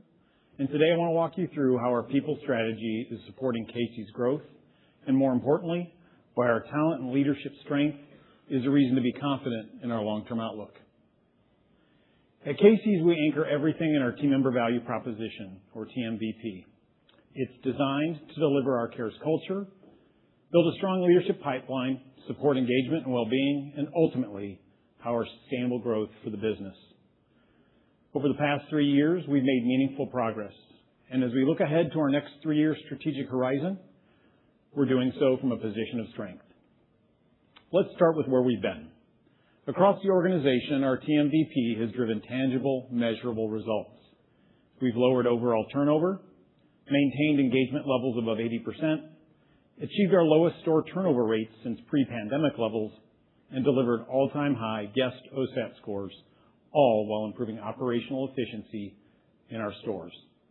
That combination matters.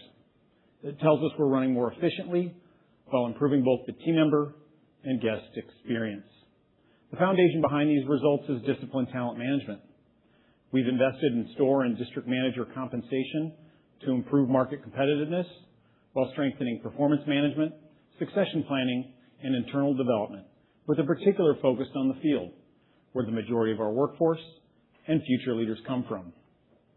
This has allowed us to create a strong internal pipeline and reduce reliance on external hiring for critical leadership roles. As we look forward, our strategic focus narrows to one critical pillar: career growth. We believe the ability to clearly see, assess, and progress along a career path is one of the strongest drivers of performance, retention, and leadership development. Over the next 3 years, our career growth strategy will focus on two areas that matter most to our long-term success: store leadership and the extended leadership team. There is no better example of this than our Division Vice President, Annie Oliva. She started her career in 2000 working part-time in a kitchen, and over 26 years later, having worked in nearly every store and multi-unit leader position, she's leading 1/4 of our chain. In stores, clarity and consistency are key. First, we brought role clarity to the front line. We've clearly defined what success looks like at each leadership level and created a deliberate path to store manager, one that moves through the kitchen. That path ensures store leaders develop the operational, people, and financial skills required to lead high-performing stores. Second, centralized hiring continues to be a differentiator. Our plan is to continue to extend centralized hiring to the majority of our stores over the next 3 years. It's helping us lower both team member and store manager turnover, improve quality of hire, and allow store leaders to focus on running great operations rather than constantly staffing vacancies. Third, we're increasing leadership readiness through a new district manager and training program, ensuring district leaders are fully equipped to coach, develop, and sustain performance across their markets. Together, these efforts strengthen the talent bench responsible for leading the majority of our workforce and directly support consistency, execution, and growth at the store level. Beyond the stores, our extended leadership team is a significant strategic strength and an important reason to be bullish on Casey's future. First, we make intentional leadership moves. These aren't about simply filling roles. They're about increasing enterprise capability.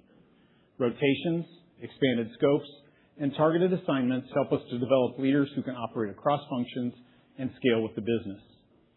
Second, we leverage trusted external partners to accelerate development. These partners complement internal capabilities and allow us to expose leaders to best-in-class thinking faster. Third, and critically, we benefit from strong leadership tenure. Deep institutional knowledge drives better decision-making, stronger collaboration, and stability during periods of growth and change. Over time, this compounds into stronger successors and smoother transitions. The result is exceptional leadership depth, high engagement, strong intent-to-say metrics, and an organization that's ready for what's next. The extended leadership team is fully aligned and all in. What ties all of this together is what we call building the talent machine. Our model integrates 3 gears: culture grounded in Casey's cares and engagement, compensation and well-being, ensuring we remain competitive and supportive, talent management with career growth at the center. When these elements work together, we create a self-reinforcing system, one that attracts, develops, and retains the people who will drive performance for years to come. To close, we're starting this next 3-year strategic plan from a position of strength. I've spent the entirety of my 35-year career in retail, 10 years in store operations and 25 in human resources. I can confidently say I've never worked with a team that is more capable, experienced, and engaged. Our leadership pipeline is deeper, our processes are more disciplined, and our commitment to developing leaders, especially in the field, directly supports execution, stability, and growth. Thank you. I'll now pass it back to Darren to close out. All right. Thank you, Chad. Well, we hope you in the audience and those on the webcast have a greater appreciation for who Casey's is and why we remain a compelling investment opportunity. We operate as a Category 1 in the public marketplace as the only convenience QSR. We're positioned at the intersection of convenience and QSR. Our three-legged stool operating model with prepared food and dispensed beverage, grocery and general merchandise, and fuel creates an unmatched flywheel for growth. We have clear competitive advantages, including our unique rural footprint, our restaurant quality food program, which is vertically integrated at 100% company-owned and operated stores with consolidated scale. We have a loyal and growing guest base that prioritizes great products and a great value, and Casey's Rewards now has nearly 11 million members, creating a sticky guest base that drives traffic. We have substantial white space to continue our proven track record of disciplined unit growth in either existing or new markets through both M&A and new stores. And all of this has resulted in durable, ratable growth and long-term value to shareholders. We have an outstanding tenured leadership team with relevant experience and a proven track record of delivering results. To sum it all up, we have a growth algorithm that has proven to be successful over the long term, has grown even stronger in recent years, and has tremendous white space for continued growth for the foreseeable future. So before I wrap things up, I just wanted to leave you with this. Today actually marks my 7th year anniversary with Casey's as the CEO. And when I reflect back on that 7 years, I couldn't be more proud of what this team has accomplished. And this is the beginning of my 3rd 3-year planning cycle. And I can confidently say with 100% conviction that we have never been holding a better hand and never been better positioned for the next 3 years than we are sitting right here today. So with that, I want to thank you for attending today, listening to our plan. And now for the star of the show, we're excited to share our lunch pizza. You've got to have the breakfast pizza and earlier today. And so for those on the webcast, we'll be back at 12:30 Eastern for our Q&A session. Thank you. Everybody. What are the tweets about? Apparently he tweeted something last night. I didn't tweet about gas prices. We should have warned you. Getting the DOJ involved. And that's the barn burner there. I think the chicken. That one's got sriracha on it. Very good. Yeah, only the global commodities. The hot honey's good too. So we got 2 gals that are going to have microphones. They're going to go back and forth. I think it does. I like that one better too. Ground rules. Are you going to call time, Brian? What I'll do is I'll look to you. Are you going to be on the right side? I'll just say one more, and then when you just say, hey, we have time for one more question. Mm-hmm. Yeah, there's. No. We just have sourced them, yeah. Ask the questions. We know who they are. Yeah. Because I don't know everybody yet. Brian. Okay. We're working on it. We are working on it. Correct. I'm not going to be on there. Hang on that thought. Oh my Lord. I'm gonna get on the podium and just ask them to, that we're gonna start the Q&A. I'll give them an out, and then I'll ask them to. All right, we're going to start the Q&A portion of IDA now. A couple just quick requests. One is we ask that we only have one question per participant. We only got an hour of time, and I'm sure we're going to have a lot of interested folks to ask questions, so please just one per participant. And then also, if you could introduce yourself when you ask the question, we would appreciate that as well. And we've got 2 ladies here on the side that would walk around with microphones. I'll help you out. And yeah, we'll just go with the raise your hand, and they'll pick who they go to. So go ahead. Okay. Good morning or good afternoon at this point, and thank you for having us. Corey Tarlow, Jefferies. Darren, one message I think that was very clear from your remarks is that this is becoming a much more diversified business across fuel and food.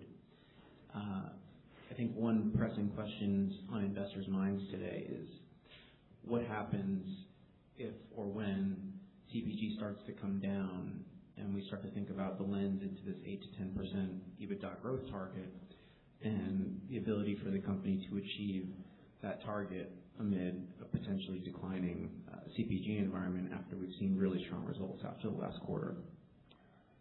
Well, I would first say that if you go back to the structure of the industry, the setup really doesn't lend itself to declining fuel margins. And if we're talking about one quarter versus another, that's one thing. But there's always going to be that volatility from quarter to quarter. But over the long term, we've seen is very consistent that CPG tends to rise commensurate with CPI.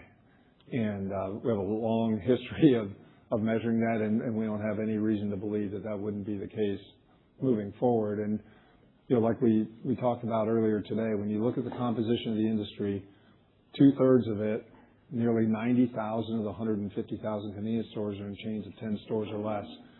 They don't have food, they don't have the technology, they don't have the scale. They're overexposed to cigarettes, and cigarettes is a declining category. So they don't have a lot of levers to pull to survive, frankly. And so the lever they do have is on fuel price, and so they can extract more margin, and that sets a baseline for the rest of us to compete off of. So we don't see anything structural that will change the trajectory of the fuel margins over time. Hi, good afternoon. Christina Katai from Deutsche Bank. Thank you for today's presentation. So you spoke to a mid-single-digit inside sales comp target, and I was hoping if you could speak to the drivers behind that acceleration in relation to this year's 2 to 5% outlook. If you could touch on how much the incremental contribution you're expecting from Wings as that rolls out over the next 2 years there. And then if you could contextualize for us just the increased personalization of that nearly 11 million loyalty members. What is the role that it's playing here? Thank you. Okay. Tom, you want to take a first crack at that? Yeah, certainly. So as you heard earlier, we definitely plan to grow our prepared food dispensed beverage business faster than grocery and general merchandise. Part of that's structural because cigarettes is obviously part of grocery and general merchandise. But as we look outside of food, and we look specifically at the package side of the business, and certainly we have a private brand presence, but it's predominantly national brands. We're seeing a lot of acceleration in the energy drink category, a lot of acceleration in nicotine alternatives, and so we're very bullish on continued innovation, continued guest adoption there. There's definitely a trend for a lot more functionality. So guests expect protein, they expect energy, they expect fiber, collagen, right? There's all kinds of additives and beneficial ingredients that are becoming more prevalent in products, and so we're certainly positioned to capitalize well on that trend. And then from a personalization standpoint, as I discussed, we have it live and running today in our app. We'll continue to not only build even more data sets and a better understanding of our guests, but as we continue to enhance our overall digital platform, we'll be able to engage guests that much more impactfully and drive relevance through that platform. And so we feel really good about how all of those working together will enable us to deliver that mid-single-digit growth. Yeah, and maybe I would just add specifically on Wings. Clearly it's in the mixing bowl, right, for the next couple of years. If you look back to what Brad said earlier, we're not really going to be at a full exit rate for Wings across the business until the last year of this plan, right, coming into that. And so is it a positive contributor to the mid-single digits? Yes. Is it something that candidly, if we didn't have it, would we still probably be confident we could get to mid-single digits? Yes. And so I think it's going to give us a nice positive contribution, but it's going to be relatively nascent to our ability to generate mid-single digits here over the next couple of years just because of that ramp. Good afternoon. It's Brad Thomas with KeyBank. Thank you for taking my question and for doing this. The question is about the EBITDA guidance, the 8 to 10%. You have strongly outperformed these numbers over the last 5+ years. And so the question is really how to think about any elements of conservatism that may be in this guidance, just how you bake that cake, and the importance of consistency for you going forward. Yeah, I can go ahead and start, and I'll let Steve clean it up for me if I speak. But on the 8 to 10%, the way we look at that, and we've shared this a lot with our growth algorithm, it's 4% new units every year and 4% from what we call the mothership, just running the base business better. And that's everything from operational efficiency to merchandising efforts to marketing, rewards, et cetera, et cetera. That is 100% within our control. We feel very good over a long track record of doing this, that we feel very confident that we deliver that, and again, within our control. What can layer on top of that is a large deal M&A, which we don't bake into any of our numbers, Those are more opportunistic. That can accelerate it. And the fact of the matter is we're operating in a pretty volatile world.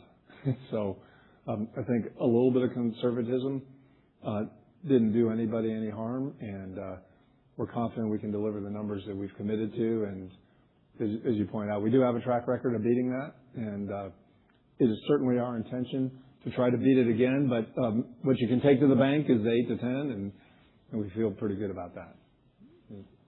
Listen, I think the ratability of the company's performance really over decades, I think has served us well, right? And so personally, I don't love giving aspirational targets that I'm not totally sure are going to come to pass. That usually doesn't end well. And so I feel super confident that we've got the track record and the plan to Darren's point. We can deliver these numbers. I feel very good about it. And yep, some things can certainly go our way to give it more upside, but we'll start with what we totally control. Hey guys, Bobby here from Raymond James. Thanks for your time. Darren and team, I was curious if you could just maybe talk a little bit about how you think about the price gaps today going forward. And I guess in the context that you have established a pretty nice price gap versus your peers, as you demonstrated in that slide, but then you have the AI tool for demand forecasting, coming to the prepared food side of the business now, which in theory should open up, I would imagine some interesting opportunities on waste and things like that could either be reinvested or drop down. So just kind of any talk around conceptualizing that and how you think about it on the go forward. Yeah, I can maybe start with that. I think in terms of that price gap, and we're talking about prepared foods in particular, as we look at the landscape right now, the dynamics I talked about earlier with the QSRs aren't going away. If inflation continues at the rate it's been going, the QSR industry is under that pressure to do something with price. I mean, they have a few levers, right? You have the price lever, you have the operating expense lever, and you have the product cost lever. So if you save money on ingredients, that's probably a bad outcome for your food. If you cut back your labor too much, that's probably a bad outcome for your service. And if you take prices up too high, then it's a bad outcome for your sales. So they're not in a great spot. We don't have that problem. And so we would continue to maintain a more conservative pricing posture and let that gap widen out and drive more velocity to our stores. Now with the demand forecasting, that's really more on the supply chain side. So where it'll help is just being more efficient with inventory, and we'll probably be able to take some costs out of working capital.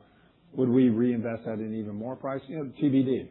We'll have to see. But it gives us another lever to play with if we choose to use it that way. Maybe what I would just add to that, if you think about the two parts of the business inside of how we philosophically approach price, to Darren's point on prepared food, with an almost 60% margin business, right?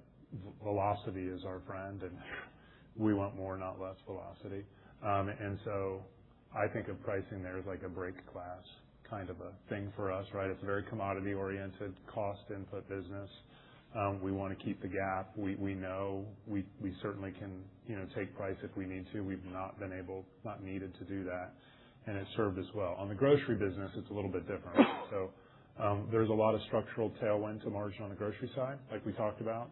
Part of the reason the net momentum is accretive to margin is we will take enough price on grocery to preserve margins, right? Those are a packaged goods business, right? There's less kind of differentiation on a 20-ounce Coke is a 20-ounce Coke for us and someone else. And so you should expect us to largely preserve margin and/or lean into promotional support to offset some of the cost pressure we might otherwise have there. So we treat it a little bit differently depending on which side of the house it's coming from. Jacob Aiken-Phillips, Melius Research. I wanted to ask about Casey's Access. Can you just give a little bit more color on the types of things that you're doing? Is it through the app, in-store activations? Should we think of it as like a higher margin alternative profit stream or a funding for traffic? And then I know a lot of it's focused on food, but could you talk about the capabilities with that for nicotine promotion and personalization in that regard? Yeah, so we have inventory both in store and then digitally. And so, everything from SMS push notifications to app takeovers to different messaging to our guests. Inside of our stores, we have digital menu boards, which are all part of the Access universe. We have activated the majority of our fuel pumps as well, so that, while the guest is filling up on the forecourt, they can see different, advertisements, both from us and our proprietary brands, as well as obviously a lot of our national brand partners. We also have a number of stores that have digital screens on our fountain machines. And so that's also part of the Access inventory. And so we're constantly thinking about ways to bring more inventory to our partners so they see a return for that investment. And so we've got a great flywheel working where we've continually ramped the spend in Access on a year-over-year basis, and that's being driven by the partners getting returns for that spend. And so we feel really good about how we're positioned today. We know there's opportunities to continue to grow inventory into the future. Certainly, as we grow unit count, right, that's gonna grow that as well. But as I mentioned, we're on a journey of continually modernizing the digital experience, and Access plays a key part in that. Yeah, I think the other thing I'd add to that is with our Access program, we gain revenue. We have some costs associated with that. The margin, so to speak, from Access, we reinvest in advertising primarily for our prepared food. So we're not using that as another P&L line. We're using that to drive more velocity in our highest margin categories into the store. Hi, Puran Sharma with Stephens. I just wanted to ask about wings, and wanted to ask in the frame of your pizza business, you do hedge out commodity volatility in the pizza business. So I'm thinking as you scale out wings in the next 24 months, how do you plan on reducing the commodity volatility associated with wings? What type of instruments are there for you guys to use? Thanks. You want to touch on that? Yeah, I mean, I'll start with that. What do we do today? Maybe start with that first. So, our biggest commodity exposure in the existing business is cheese. It's a pretty significant cost item for us, obviously, and so we do tend to buy forward block cheese. We'll go out 4, sometimes 5 quarters, and I think we said on the last call, we're largely hedged for first 3 quarters of 27 and kind of halfway hedged in 28. We're not using derivatives per se when we do that, right? Because we consume most of these commodities, right? It's a little bit different. We actually are physically going to take possession of these. And so on the wing side specifically as it grows, we're going to buy protein, right, as part of that, and we're going to consume that protein. And so our procurement organization for sure will look at how can we do that most effectively. Most of our protein buy is under some form of a contract today. We'll obviously be buying more chicken than we have historically. That's certainly the plan. But, time will tell exactly how we do that, but we'll be very sensitive to making sure we're minimizing the volatility on the protein buy that we have as that ramps up. Thank you. Mike Montani with Evercore ISI. I was just going to ask for Nathaniel. Actually, you mentioned about 4 different initiatives, I think, to help drive efficiencies on the fuel side. You had the trucking fleet, for example, and then optimizing mix for a couple of them. But could you give us some sense of quantification of how significant that could be in terms of cents per gallon? I think that one of the concern points is you all are kind of market takers on cents per gallon, but there could be some opportunity there to control your own destiny as well. Just want to make sure we understand that. Yeah, I'm not sure I can commit to a cents per gallon benefit, but I would say that I think that maybe the way to think about it is just, as we kind of like to do in this setting, is what inning of the capability are we in, right? And so when you think about net new capabilities for us, I would say that we're in the latter innings of that. But when you think about the capabilities that we've actually initiated, like we talked about today with things like self-supply, trucking fleet, things like that, we're probably still middle innings on those things. And so as you think about layering those capabilities into the business, there's some incrementality there, right? But I think at the end of the day, I'm not sure we're in a position to commit to a CPG value, but I would maybe just categorize it as there's still some innings left in the ballgame for us to add that additional value to the cost per gallon. And as I think the thing about it too, to think of it, not all that falls through, right? At the end of the day, we're about a consistent competitive value every day. It's a very competitive market.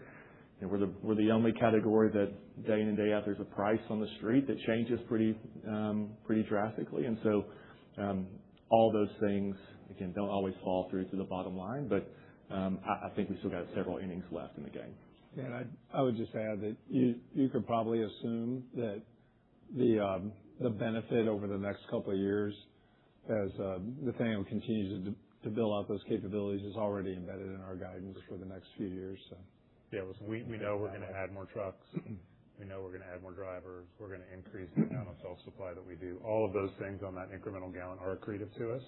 It's just there's not a lot of incremental gallons at any moment in time from a single truck, and so it gradually works its way into the math.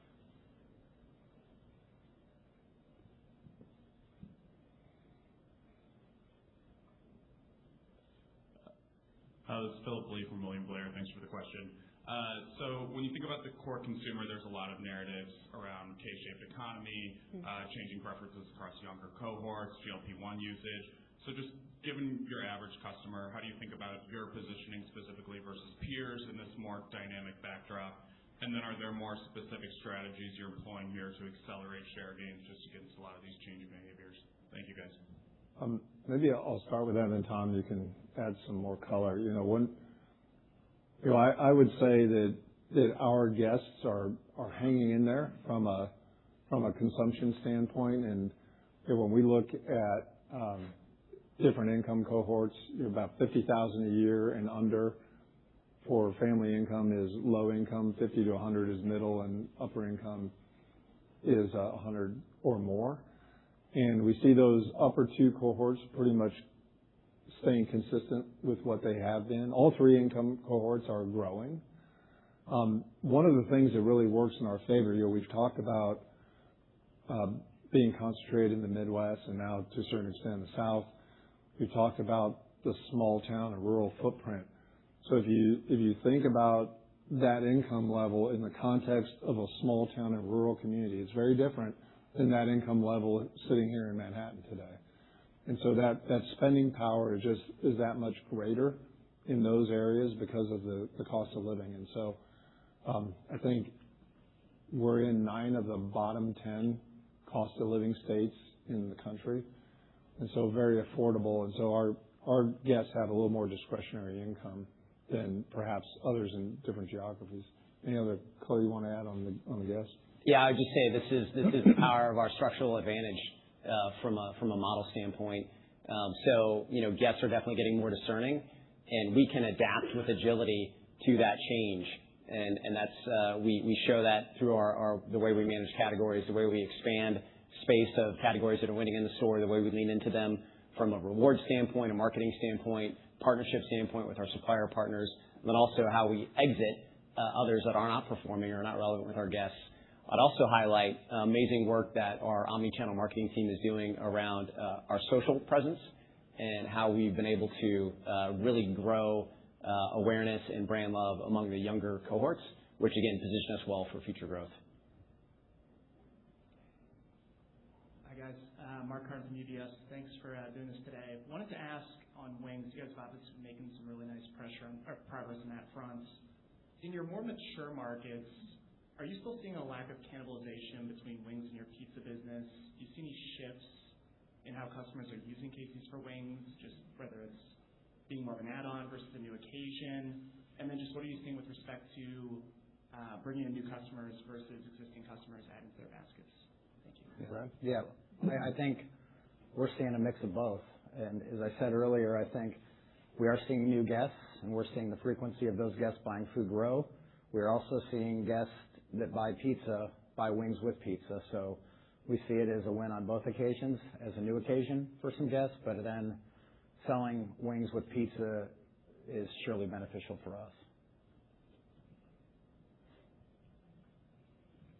Hi, Kelly Bania from BMO Capital. Thanks for doing this and thanks for all the pizza. So over the last 3 years, the 5% reduction in same-store store labor hours has been, one, really impressive, but I think also a major contributor to that gap of OpEx versus EBITDA.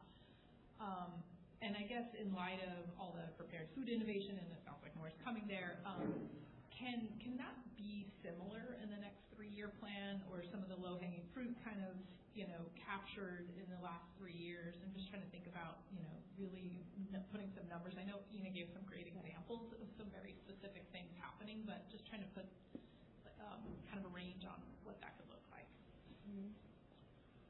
Take the shot. Yeah, sure. You can add. Yeah, listen, we didn't quantify in the new guidance the degree to which we think we can keep operating expenses growing slower than EBITDA. There's going to be a positive gap there, for sure, to our benefit. Will it turn out to be 600 or something different? We're not going to go there. I think we feel really good that most of the progress we've made heretofore has been in the stores. Generally, right? The stores is the majority, as Ina showed, of our OpEx, but it's not all of the OpEx. And we really actually, if you go back to the last 2 strategic plan periods, we added quite a bit of OpEx above store for a variety of reasons, because we just didn't have capabilities, right? We didn't have asset protection. We didn't have strategic sourcing. There were just kind of basic blocking and tackling things we had to invest in. As we sit here today, we have those capabilities. We have a lot of traction from them, and frankly, we should be able to leverage those capabilities as the company grows and not need to make those kind of incremental investments that we've done historically.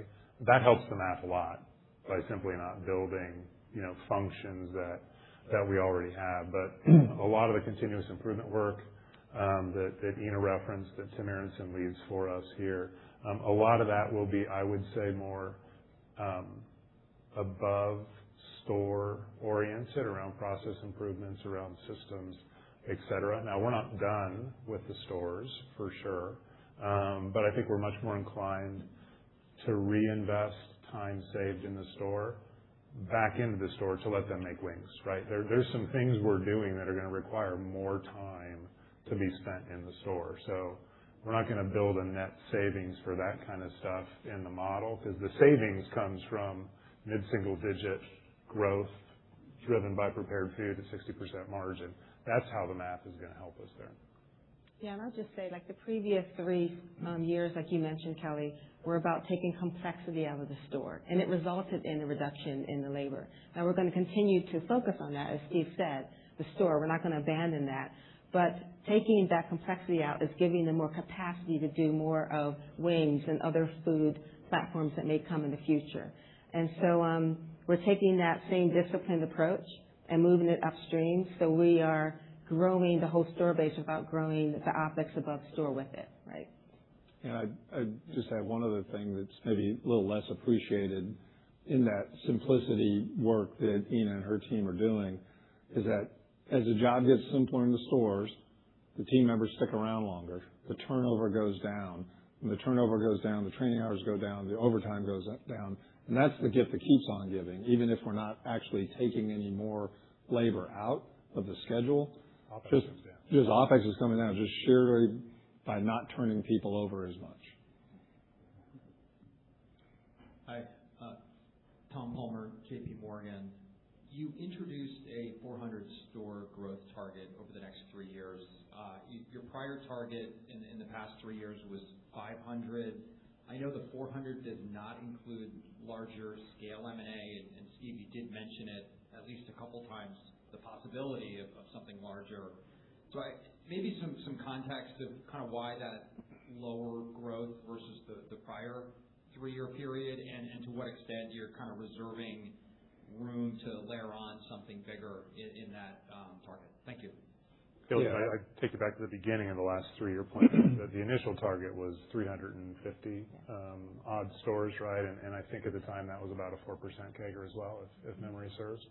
So we're continuing to back to the 2-pronged algorithm, right? If the mothership's going to give us, just pick 8, right? Half of the 8 new units need to be 4 to make that math work. So that actually is unchanged from what we thought we were going to do. And Fikes was icing on the cake, right? Didn't plan on it, didn't need it necessarily to get to that number. It came in Obviously, we then raised the number of stores that we're going to add on here. And so back to the conservatism comment, right? We want to be able to control our own destiny. We can control our own destiny at 8 to 10% with singles, right? There are prospects out there that would give us more units in a one fell swoop, but we don't totally control when they come and how it plays out. And so for us to give the highest level of confidence, we can make that 8 to 10% work. With acquisitions we can control, we're just sticking with singles. And yeah, a large deal like Fikes 2.0, for sure would change that target. There's no doubt about that.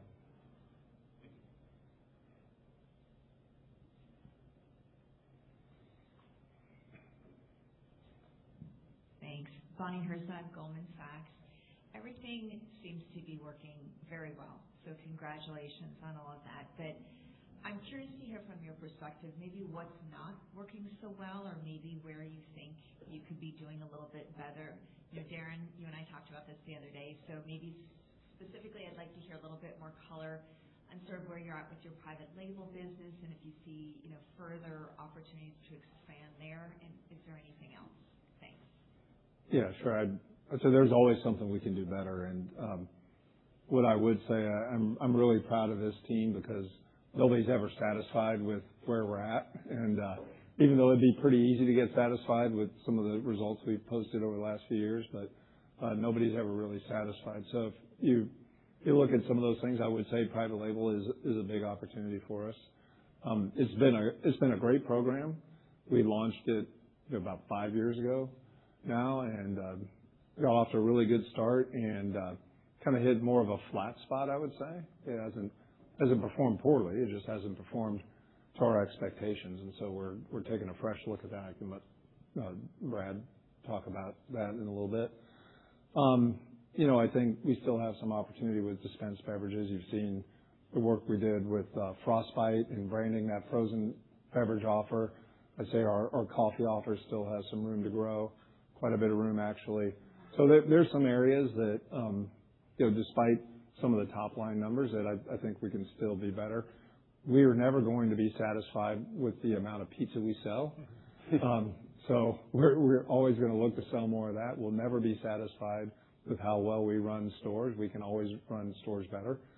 So there's plenty of things to work on, Bonnie. And Brad, do you want to talk a little bit about private label and where we're at in that process? Yeah, so we did hit a flat spot. Again, a ton of success over a handful of years. And I think when we went back and looked at it, I think we've got opportunity. First thing I talked about was review every single thing we make and have, and is it great? And is the quality and the taste, if it's edible, where we want it to be to our pizza standard? So that's the first thing we're doing right now. The second thing we're going to do is we're going to make sure there's a tremendous amount of value in everything we do. So we talked about the wider the gap is, making it easy math for a guest to choose one of our great products versus a potential national brand that's taken a bunch of cost or something like that. And the third thing we're going to do is build the right design framework and architecture to give us runway for years and years to come and a place to go. So that work's going on right now. I would expect by the time we see you guys, talk to you a year from now or something, we'll probably be further down the road there. Hi, thank you. Ed Kelly, Wells Fargo. I wanted to follow up on the growth and the 400 stores that you mentioned. Independents are under increasing pressure today. Can you talk about what the pipeline looks like and how you think about the mix of sort of acquisitions, smaller acquisitions versus new store builds within that 400? And then specifically, I'm curious about geographic focus. So Texas is a newer market for you where you have a foothold now. Curious what you've learned from being there so far, and it's a big market, but a competitive market. How do you think about your ability to win in that market and the focus in terms of growth there moving forward? Yeah, I'll go ahead and take that. Every year we enter into the year with a growth target.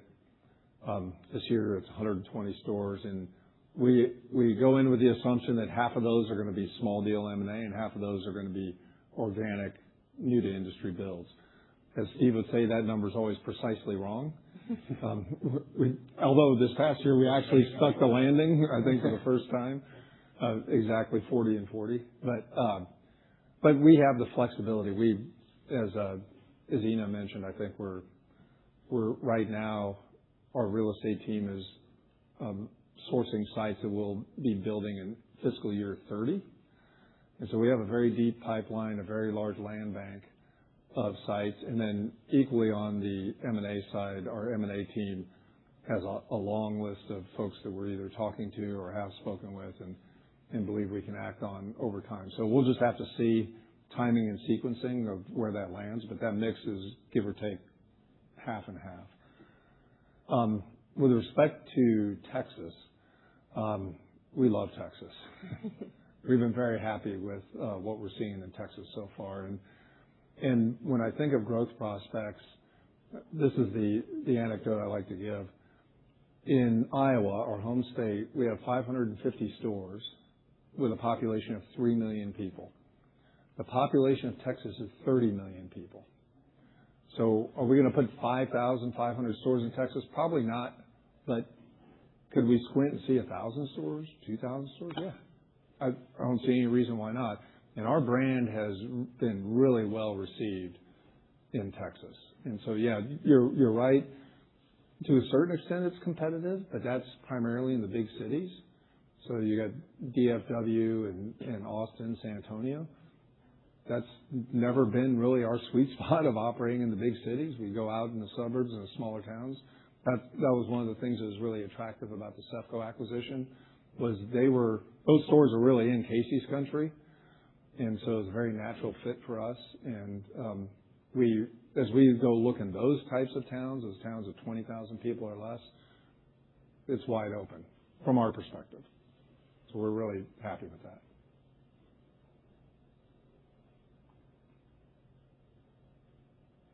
Any more questions? Let me ask you guys something. This is fun. I got 25 minutes left. So, what about the pizza? I mean, a lot of you are New Yorkers. Come on now. All right. What's that? Bacon cheeseburger. Cheeseburger, yeah. The chefs are saying that you guys blew out of the cheeseburger pizza. So, yeah, we're pretty proud of that pizza, and I know New Yorkers are proud of their pizza, and that's interesting, but we think ours is pretty good. It stands up there. Okay. Well, again, thank you everybody for coming in. Appreciate your interest in Casey's, and enjoy the rest of your day. All right. Thank you. Thank you. Thank you. Oops.